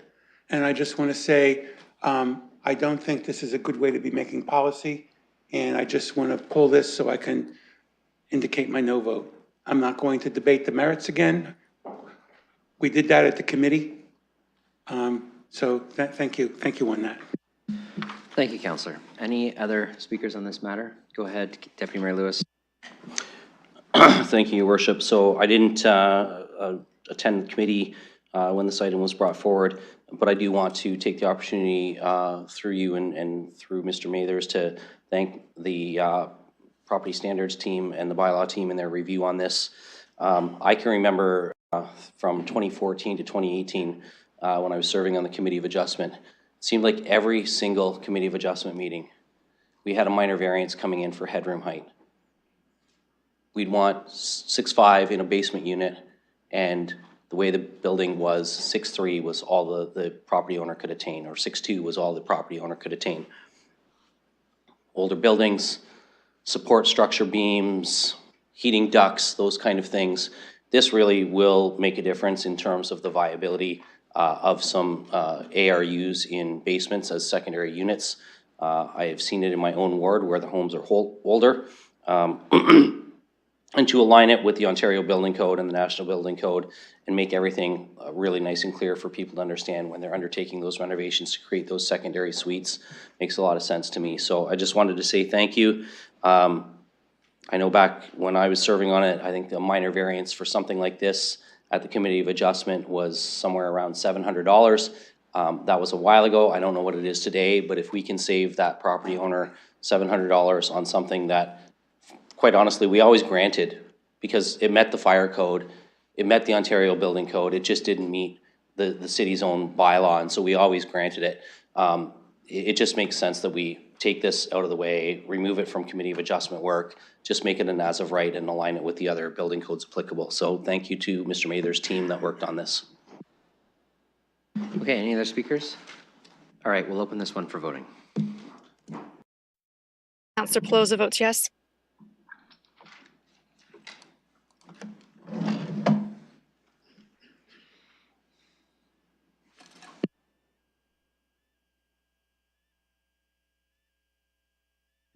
Closing the vote, motion carries 14-1. Councillor Ferreira. And that leaves me with the last item, item 15, special events policy update. I'll put that on the floor.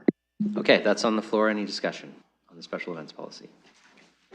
Go ahead, Councillor Trousseau. Thank you, to the Chair. As at the committee, I just want to indicate that I appreciate a lot of the work that went into this. I'd say I support the bulk of what's in the committee report, and we've spoken about some of the things that were really important to me. You put them in there: the water, the cycling. I can't support, as it's written, I cannot support the hours extension. I think I could support a tentative hour extension if it was written differently, but as this came through the committee, I did vote no on it, and I want to carry that forward now, because I want the people in the neighborhood who will complain about this to know that this was not unanimous, and hopefully restraint will be used. Thank you. Okay, thanks. Any other speakers? Go ahead, Councillor Ferreira. Thank you, Mayor. I'll be quick. I echo the comments from Councillor Trousseau. I'm not going to get into why the committee recommendation has my vote on it, but I am not going to be supporting this at this time either.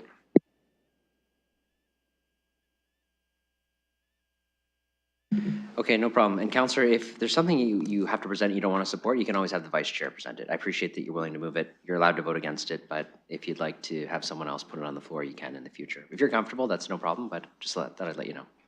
Thanks, Mayor. Should I? It's already on the floor now, so if you're okay this time, Yeah. I'll just give you that option for next time to consider. Yeah. Okay, thank you. Great. Okay, so we'll open that for voting.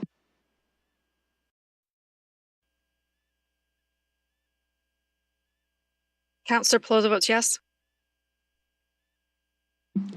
Closing the vote, motion carries 13-2. Go ahead. And that concludes the first report of the Community and Protective Services Committee. Thank you very much. Appreciate it. We're on to the first report of the Strategic Priorities and Policy Committee. I'll go to Deputy Mayor Lewis to present.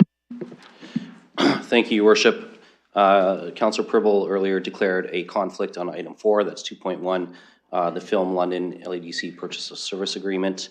I've not been made aware of anything else colleagues want pulled to vote on separately. We had a number of fairly substantive debates, but no one has indicated they want to have an item dealt with separately now other than 4. So I'm prepared to move 1 through 3 and 5 through 8, unless colleagues want anything pulled from that list. Okay, let me just poll. Does anybody want something dealt with separately? Sure. That will help you decide whether you want to pull it? Okay, go ahead. Thank you, through you. Just on the ward boundary review, my understanding is we're still dealing with something on January 14th, just to clarify.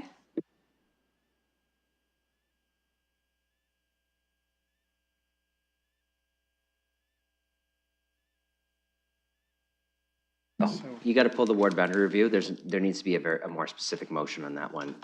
Yeah. Okay, so we'll pull 7 as well. Yeah. So I'll move 1 through 3, 5, 6. No, it's sorry. 5. 5 is the word boundary. Yeah, 5 is the word boundary. Yeah. So 1 through 3 and 6, 7, 8. Someone needs to do it. Okay. Okay, so anything else separate? Okay, so we'll do 1 through 3, 6 through 8. Any discussion? Okay, we'll open that for voting.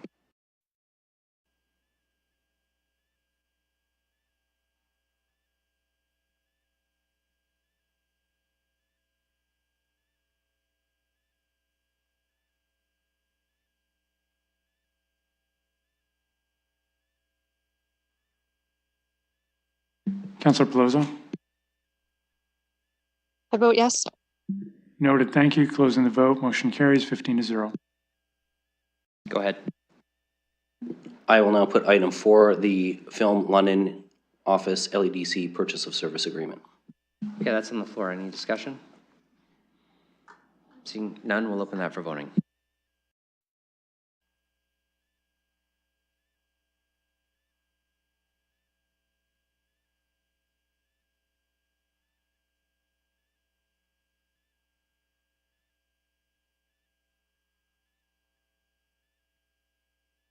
Councillor Pelosi? Yes. I vote yes. Closing the vote, motion carries 13-1 with 1 recusal.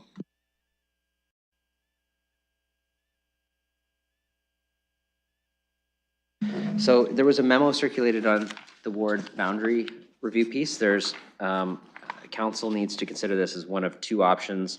One is the final option 1 with no amendments. The other is the final option 1 as amended, which were the 2 pieces forwarded. So there's bylaws drafted for both of those. Now, if someone wants to make changes to any of those options, that's where we would have to send something to January, because we would not wordsmith word boundary descriptions on the floor at council. That would be just a very bad idea. So I'll go to you if you want to put something on the floor, and then we can debate it. If one fails, the other one could come forward. Yeah, and I will note that perhaps some of the confusion is that we also included the it being noted pieces as we were approving the various amendments for January 14th.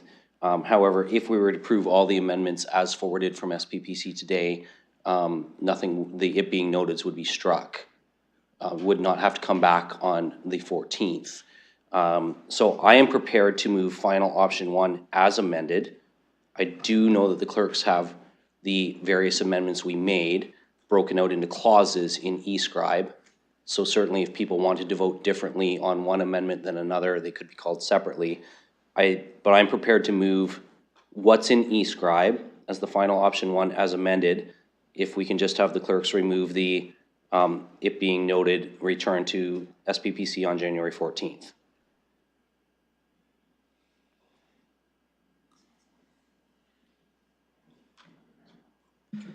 So yes, there are separate clauses, but I will tell you, if we start pulling this apart to vote separately and part fails, we can't pass the bylaw tonight, because we would have to reword the bylaws. So this is you want to do it or not type motion, and if you don't, you refer it, right? And with some direction. So you could put the whole thing on the floor, but I've been advised against, just because it's really important for the wording in the bylaw to be very specific to the boundaries, and we don't want to make a mistake on that for all the reasons that it would be bad. So this is, you're putting final option 1 as amended on the floor with all those amendments, and so we'll debate that. We can vote on that. If that's voted down, someone could put final option 1, the original. If that's voted down, then we would just have the same word boundaries. So, or someone can refer this with some direction. So those are the options, but you're willing to put this in its entirety on the floor, right? Yes, I am willing to put this final option 1 as amended in its entirety on the floor.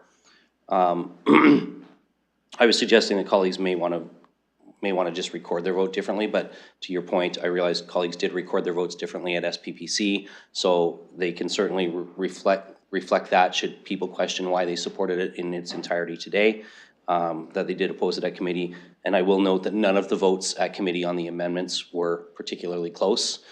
They were all fairly substantive margins of support for those. And just to remind colleagues that the changes that were made move a small portion of Ward 13 into Ward 11. That was moved by Councillor Frank. A portion of what was assigned to Ward 1, the Roan Tree neighborhood, was moved into Ward 11. And then a portion of what was assigned to the proposed one, Ward 1, was moved from Oxford Street to the railway tracks into Ward 4. Just in very vague, general terms, in terms of reminding people the 3 changes that we made at the committee level. And so I'm prepared to put the whole thing on the floor with just that quick sort of reminder to folks of the 3 changes we approved.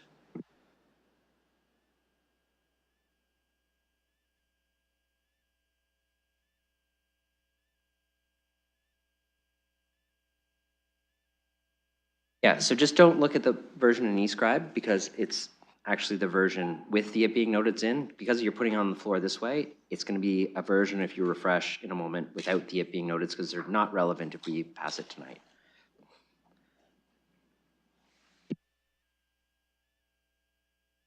Maybe while we get that up, everybody knows what it is. I'll see if there's any discussion.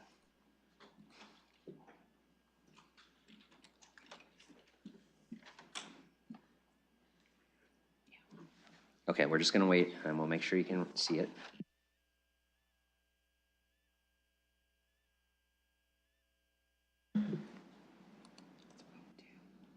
Okay, so you'll want to look at vote 2, which is what's being put on the floor.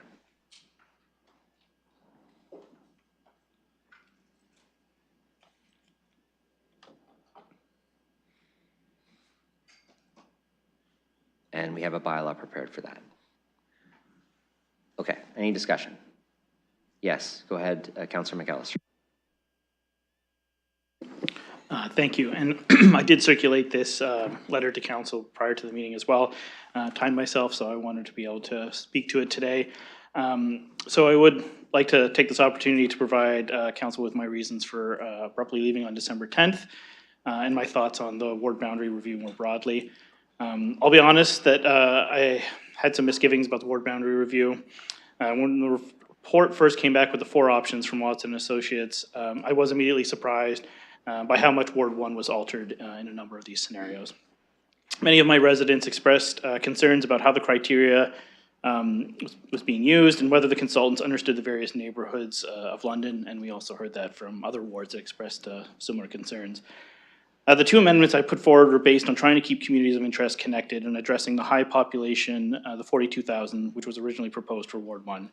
When my first amendment was defeated, I was very frustrated, especially considering it was one of the lowest population changes that was put forth at that meeting.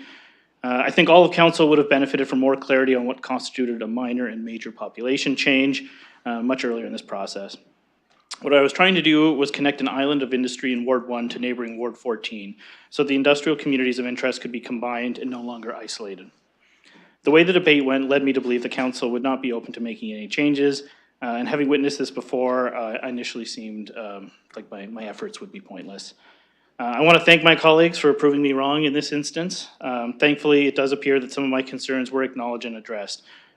Firstly, thank you to Councillor Frank for adopting my second amendment and making the neighborhoods that border Wellington Road whole, and also to Councillor Stevenson for keeping Carling Heights intact.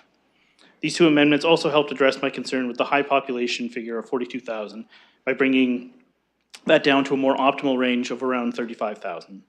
I must acknowledge sometimes it can be incredibly frustrating and I can get defensive, especially when decisions are being made that affect communities that unfortunately have been marginalized and ignored previously by the city. It should come as no surprise that East Enders are fighters, but sometimes it's necessary to retreat so you can recoup your strength and come back to fight another day. I've always tried to stand up for Ward 1, and I will continue to do so with whatever configuration we adopt today. I know how proud and resilient the East can be, so I want to finish by welcoming the new areas to Ward 1. Whether you hail from Hamilton Road, Fairmont, Glencairn, Chelsea Green, Pond Mills, or even OEV, together we can achieve great things as the new Ward 1. Thank you. Yep, and I'll just make one clarification on your comments. You can welcome them now, but they won't be there until 2026. So you get to stick with what you got now, for now. So any other discussion on this? All right, go ahead, Councillor Rahman. Thank you, and through you. So my understanding was the January date that we set was not only to bring back some population information, but also to give the community a chance to comment on some of the changes where they wouldn't have had a chance to comment potentially before. And I'm just wondering, if we do that today, it seems as though we're not giving that opportunity, which is what we discussed at SPPC. So I'm just wanting to clarify that at this point, this would be a final decision and they would not have a chance to weigh in.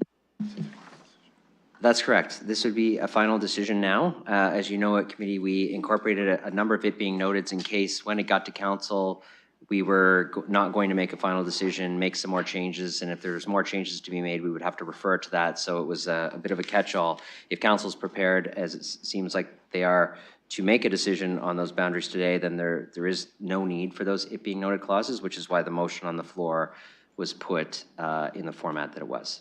So I don't know if the clerk has anything to add? Okay.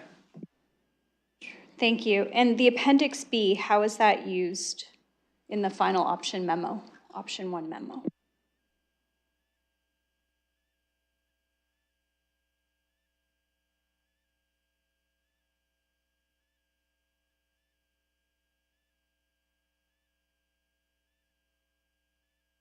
Yes, so there were 2 bylaws prepared.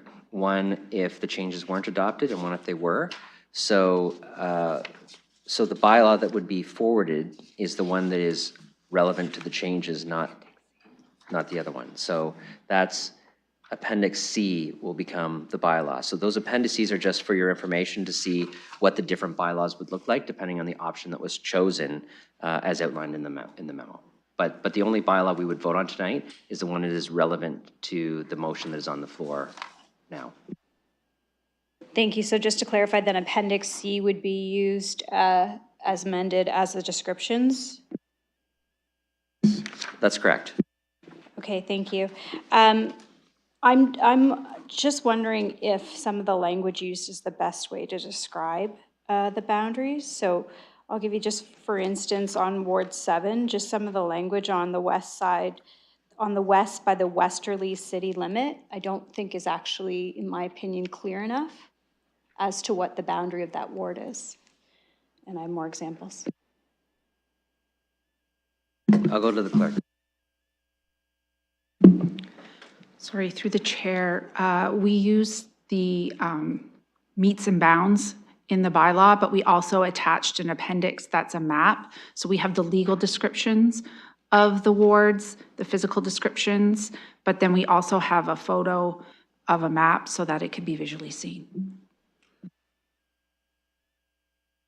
Go ahead, Councilor Rahman. Okay, and through you, I thought we were going to have a little bit more time to work with staff to get some of the language correct. There's some other pieces, the center line of Stony Creek, for instance, in Ward 5. I just want, again, to get better clarification on what exactly we're talking about when we're using some of the terminology. I think that we could be a little bit clearer for the public as this is new information. And even for myself, when I'm explaining these, I'd like to use the word descriptions as well. So I want to make sure I'm just as accurate as possible when I go through these. But if there's no time and this is what's in front of us today, I just won't be supporting it.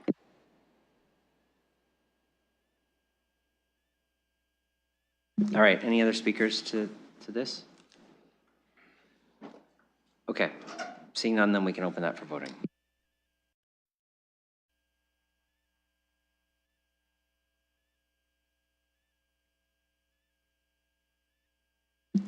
Closing the vote, motion carries 14-1.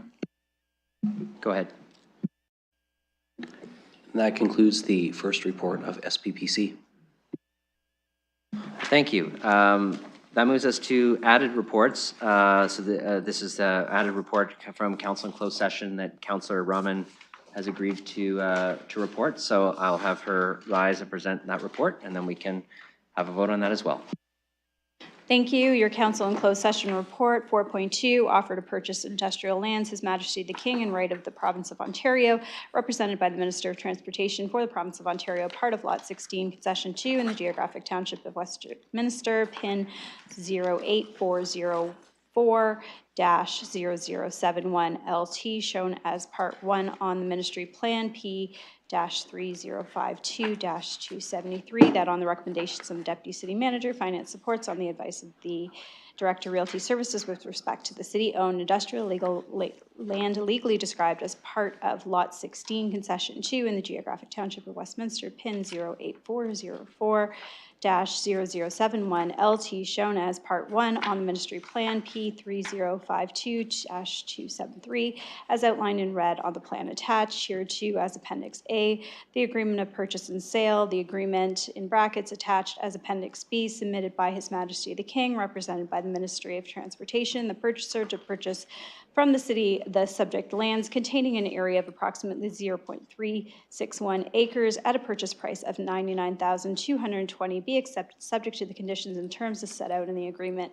4.3, disposition of surplus city-owned land, part of 50 Rolling Woods Circle, that on the recommendation of the Deputy City Manager, Finance supports on the advice of the Director Realty Services with respect to the city-owned vacant land, municipally known as Part 50 Rolling Woods Circle, and legally described as part of Block B in Registered Plan 837, subject to final reference plan as outlined in red on the plan attached hereto as Appendix A, the agreement of purchase and sale, the agreement in brackets attached as Appendix B, submitted by Dorothy Poole and William Poole, the purchaser to purchase from the city this subject property containing an area of approximately 3,745 square feet, subject to final reference plan at a purchase price of $38,500, be accepted subject to the conditions and terms as set out in the agreement. Progress was made also with respect to 4.1 of the first report of the Planning Environment Committee. And that concludes my report. Okay, that's on the floor. That's moved by Councillor Rahman. Any discussion? Go ahead, Deputy Mayor Lewis, and then Councillor Cuddy. No? No discussion. Oh, you guys are just trying to move it? No, we got that covered. Any discussion? All right, we'll open that for voting.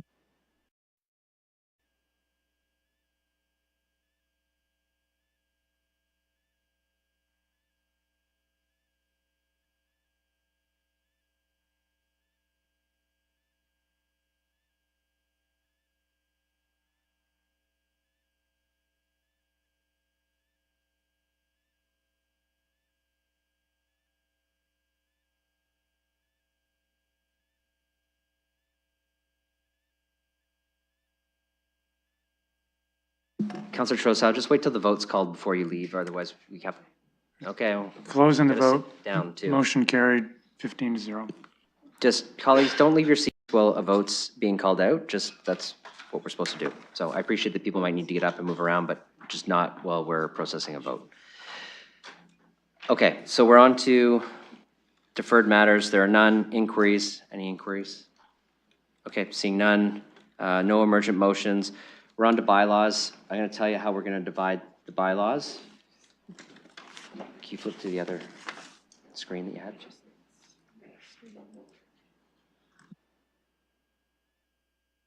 Here's what I'm going to do. I'm going to do everything with the exception of Bill number 8, which is LEDC, Bill number 18, which is headroom heights, Bill number 19, which is special events, Bill number 22, which is the Wellington Gateway, Bill number 36, which is the 1922 Highland Heights, Bill number 42, which is the ward boundary review. All of those will be dealt with separately. We're going to put everything else on the floor. Does anybody have any issues with that? Go ahead, Councillor Hopkins. No issues, but could you pull 37 as well?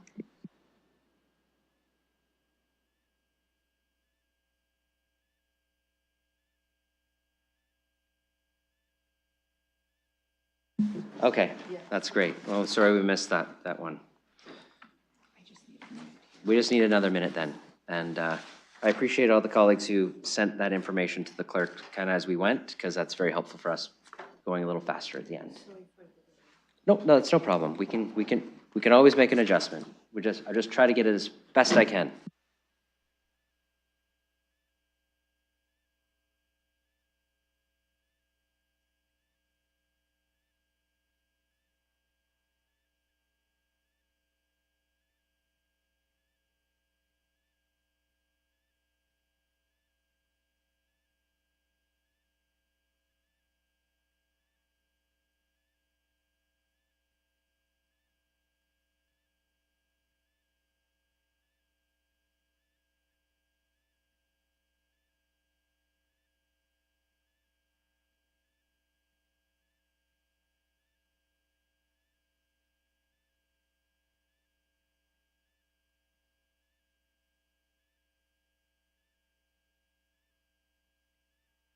Okay, so everything except all the list of things I mentioned and what Councillor Hopkins mentioned, that's what we're going to put on the floor. I need a mover and a seconder for this, Councillor Cuddy and Councillor Trousseau. I'm going to ask you to move and second all three readings, okay? So we're going to open first reading as soon as it's ready.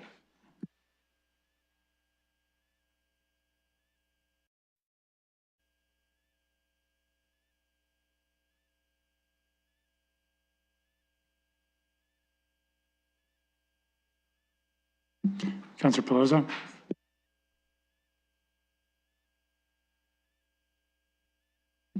Second call, Councillor Pelosi. Thank you very much. Closing the vote, motion carries 15 to 0. Okay, second reading, same mover and seconder. Any discussion on second reading of any of these bills? Seeing none, we'll open that for voting.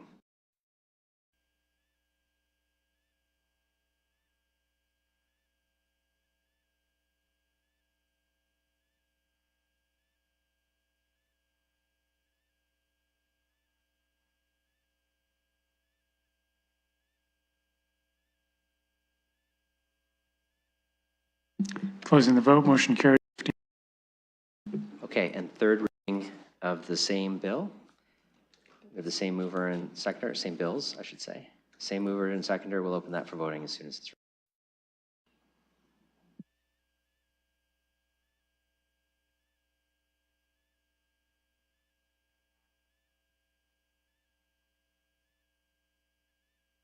ready. Closing the vote, motion carries 15 to 0.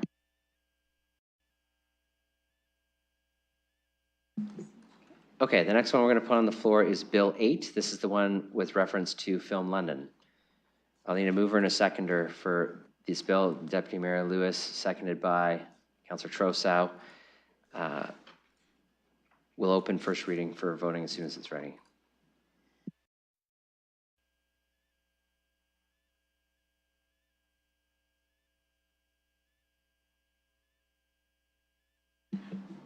Closing the vote, motion carries 13 to 1 with one recuse. Okay, and second reading, same mover and seconder. Any discussion on second reading? Okay, seeing none, we'll open that as soon as it's ready.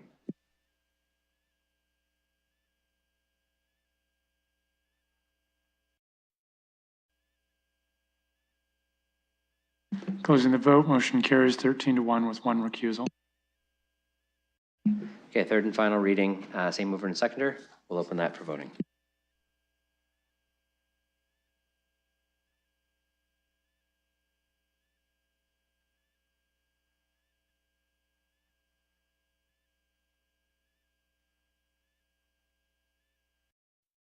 Closing the vote, motion carries 13 to 1 with one recusal.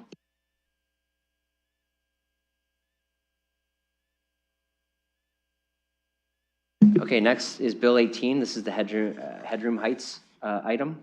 So I'll look for a mover and a seconder on this one. Moved by Councillor Lehman, seconded by Councillor Hopkins. We'll open that for voting as soon as it's ready.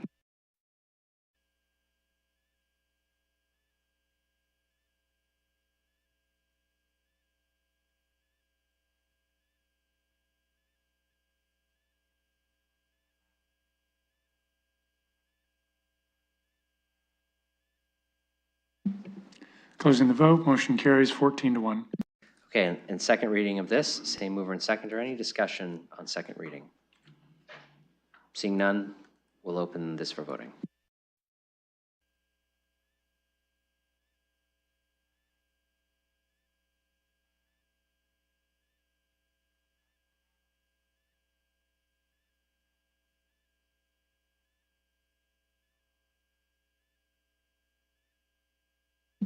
Closing the vote, motion carries 14 to 1. And third and final reading, same mover and seconder. We'll open that as soon as it's ready.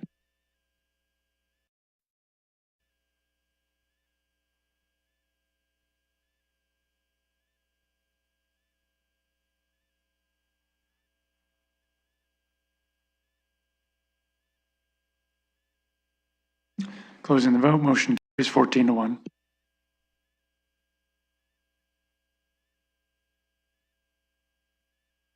All right, next is 19, the special events item. I'll look for a mover and a seconder for that. Councillors Lewis and Cuddy. All right, we'll open first reading for voting.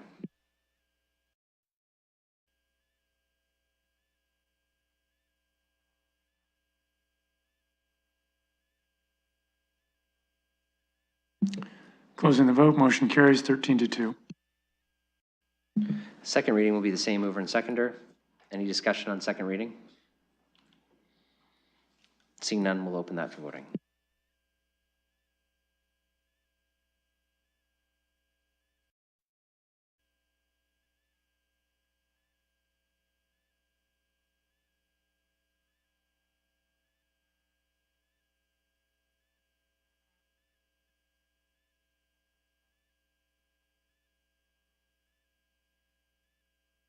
Closing the vote, motion carries 13-2. Okay, third and final reading of this bill. Same mover and seconder. We'll open third reading for voting.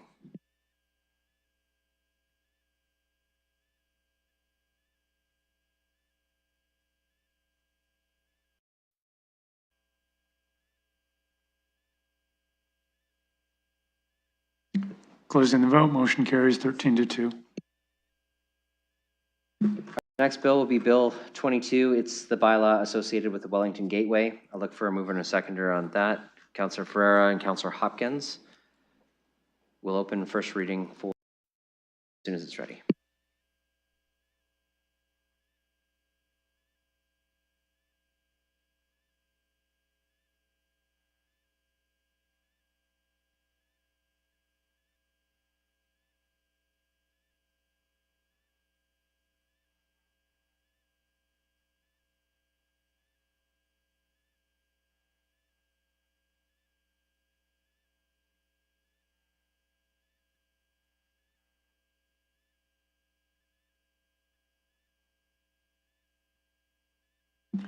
Closing the vote, motion carries 13-2.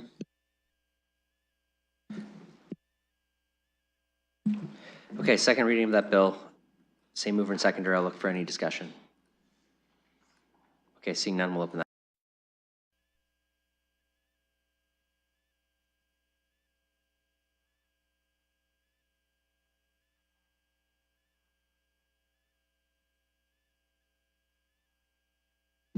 Closing the vote, motion carries 13-2. Okay, and the final reading of this bill, same mover and seconder. We'll open that for voting.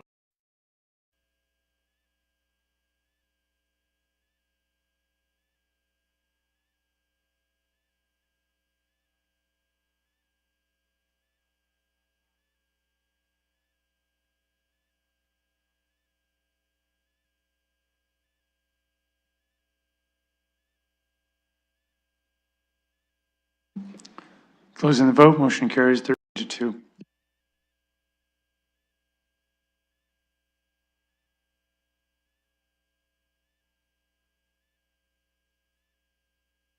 Okay, next is Bill 36. This is the bill associated with 1922 Highland Heights and 205 Commissioners Road West. There was a conflict declared on this, so we'll deal with it separate. I'll look for a mover and a seconder. Moved by Councillor Cuddy, seconded by Deputy Mayor Lewis. We'll open first reading for voting.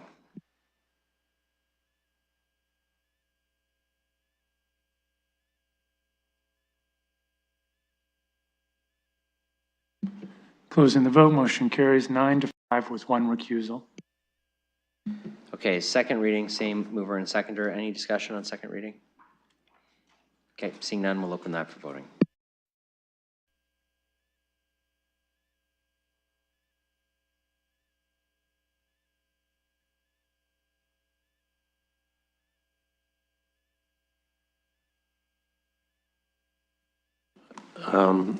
Chair, I believe I made a mistake on that vote.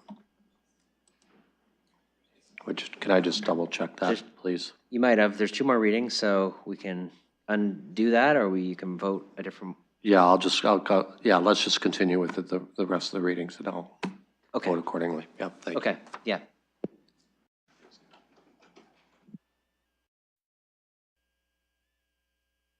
Okay, and we'll double check that as soon as this vote closes, Counselor, but it sounds like you're okay proceeding with 2 of your 3 votes.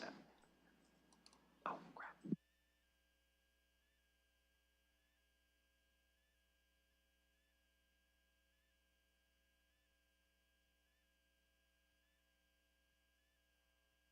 Councillor Trosso. Closing the vote, motion carries 8 to 6 with 1 recusal.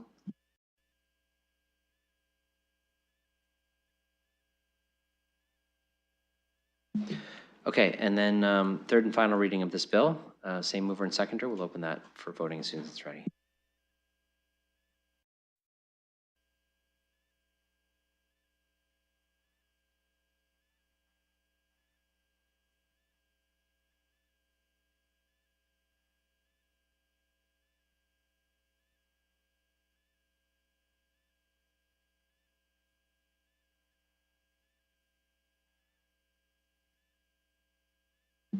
Closing the vote, motion carries 8 to 6 with 1 recusal. Okay, the last bill will be Bill number 37. It's related to Mellow Lily Road North and Norland Avenue. I'll look for a mover and a seconder for that. Councillor McAllister and Deputy Mayor Lewis. Moved and seconded. We'll open first reading for voting.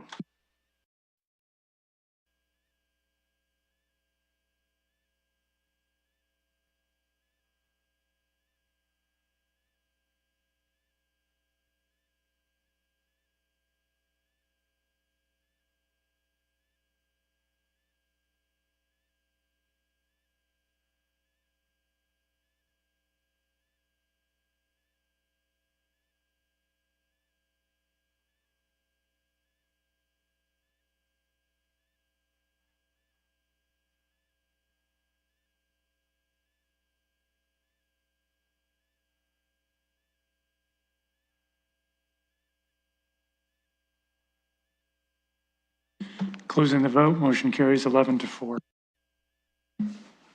Okay, second reading of this item. Is that? You can see. Okay, second reading of this item, same mover and seconder. Any discussion on this? Seeing none, we'll open that.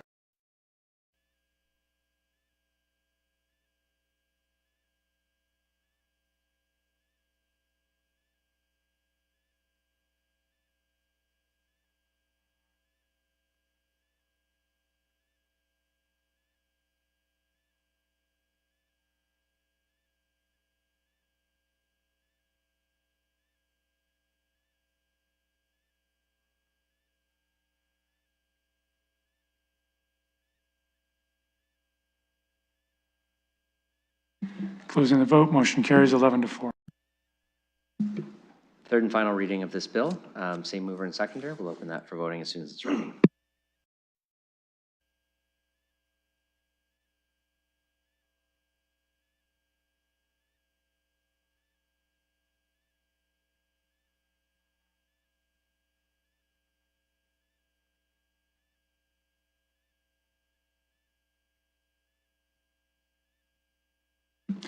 Closing the vote, motion carries 11 to 4.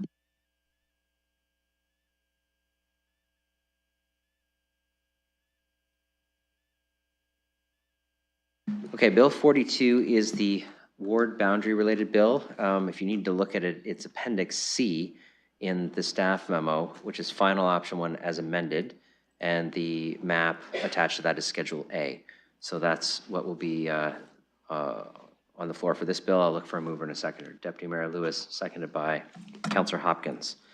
We'll open first reading for voting.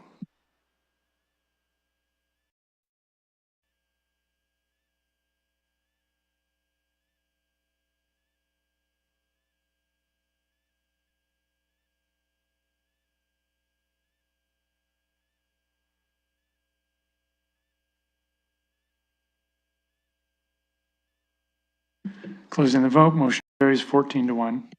A second reading of this bill, same mover and seconder. Any discussion on second reading? Seeing none, we'll open this for voting.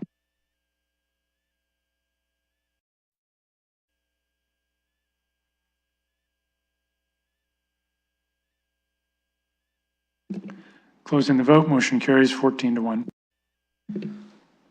Third and final reading of this bill, same mover and seconder. We'll open third reading for voting.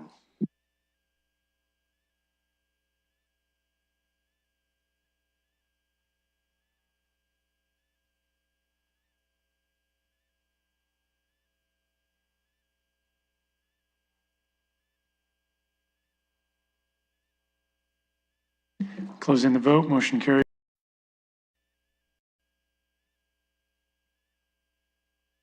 Okay, that concludes bylaws. That means we only have adjournment left. Before I call for a motion to adjourn, I just wanted to say this is our final meeting of this year. I hope everybody gets some well-deserved rest or relaxation with friends and families, whatever you may be doing over the next few weeks while we have a break in our meetings. Thanks to all of you for the incredible work you've done throughout this year and that you will do for the remaining weeks out in your wards. Thank you to our staff for all of your work through 2024. There was a lot of things that occurred, a lot of discussions we had, and we appreciate all of your support in allowing council to make the decisions that we make each and every day. So with that, I'll look for a motion to adjourn. Motion to adjourn. Happy to move a motion to adjourn, Your Worship. However, with your indulgence, I appreciate that all of us always thank staff for the work that they do. And when we're looking out, we're looking at the deputy city manager departments and the various people who work under them.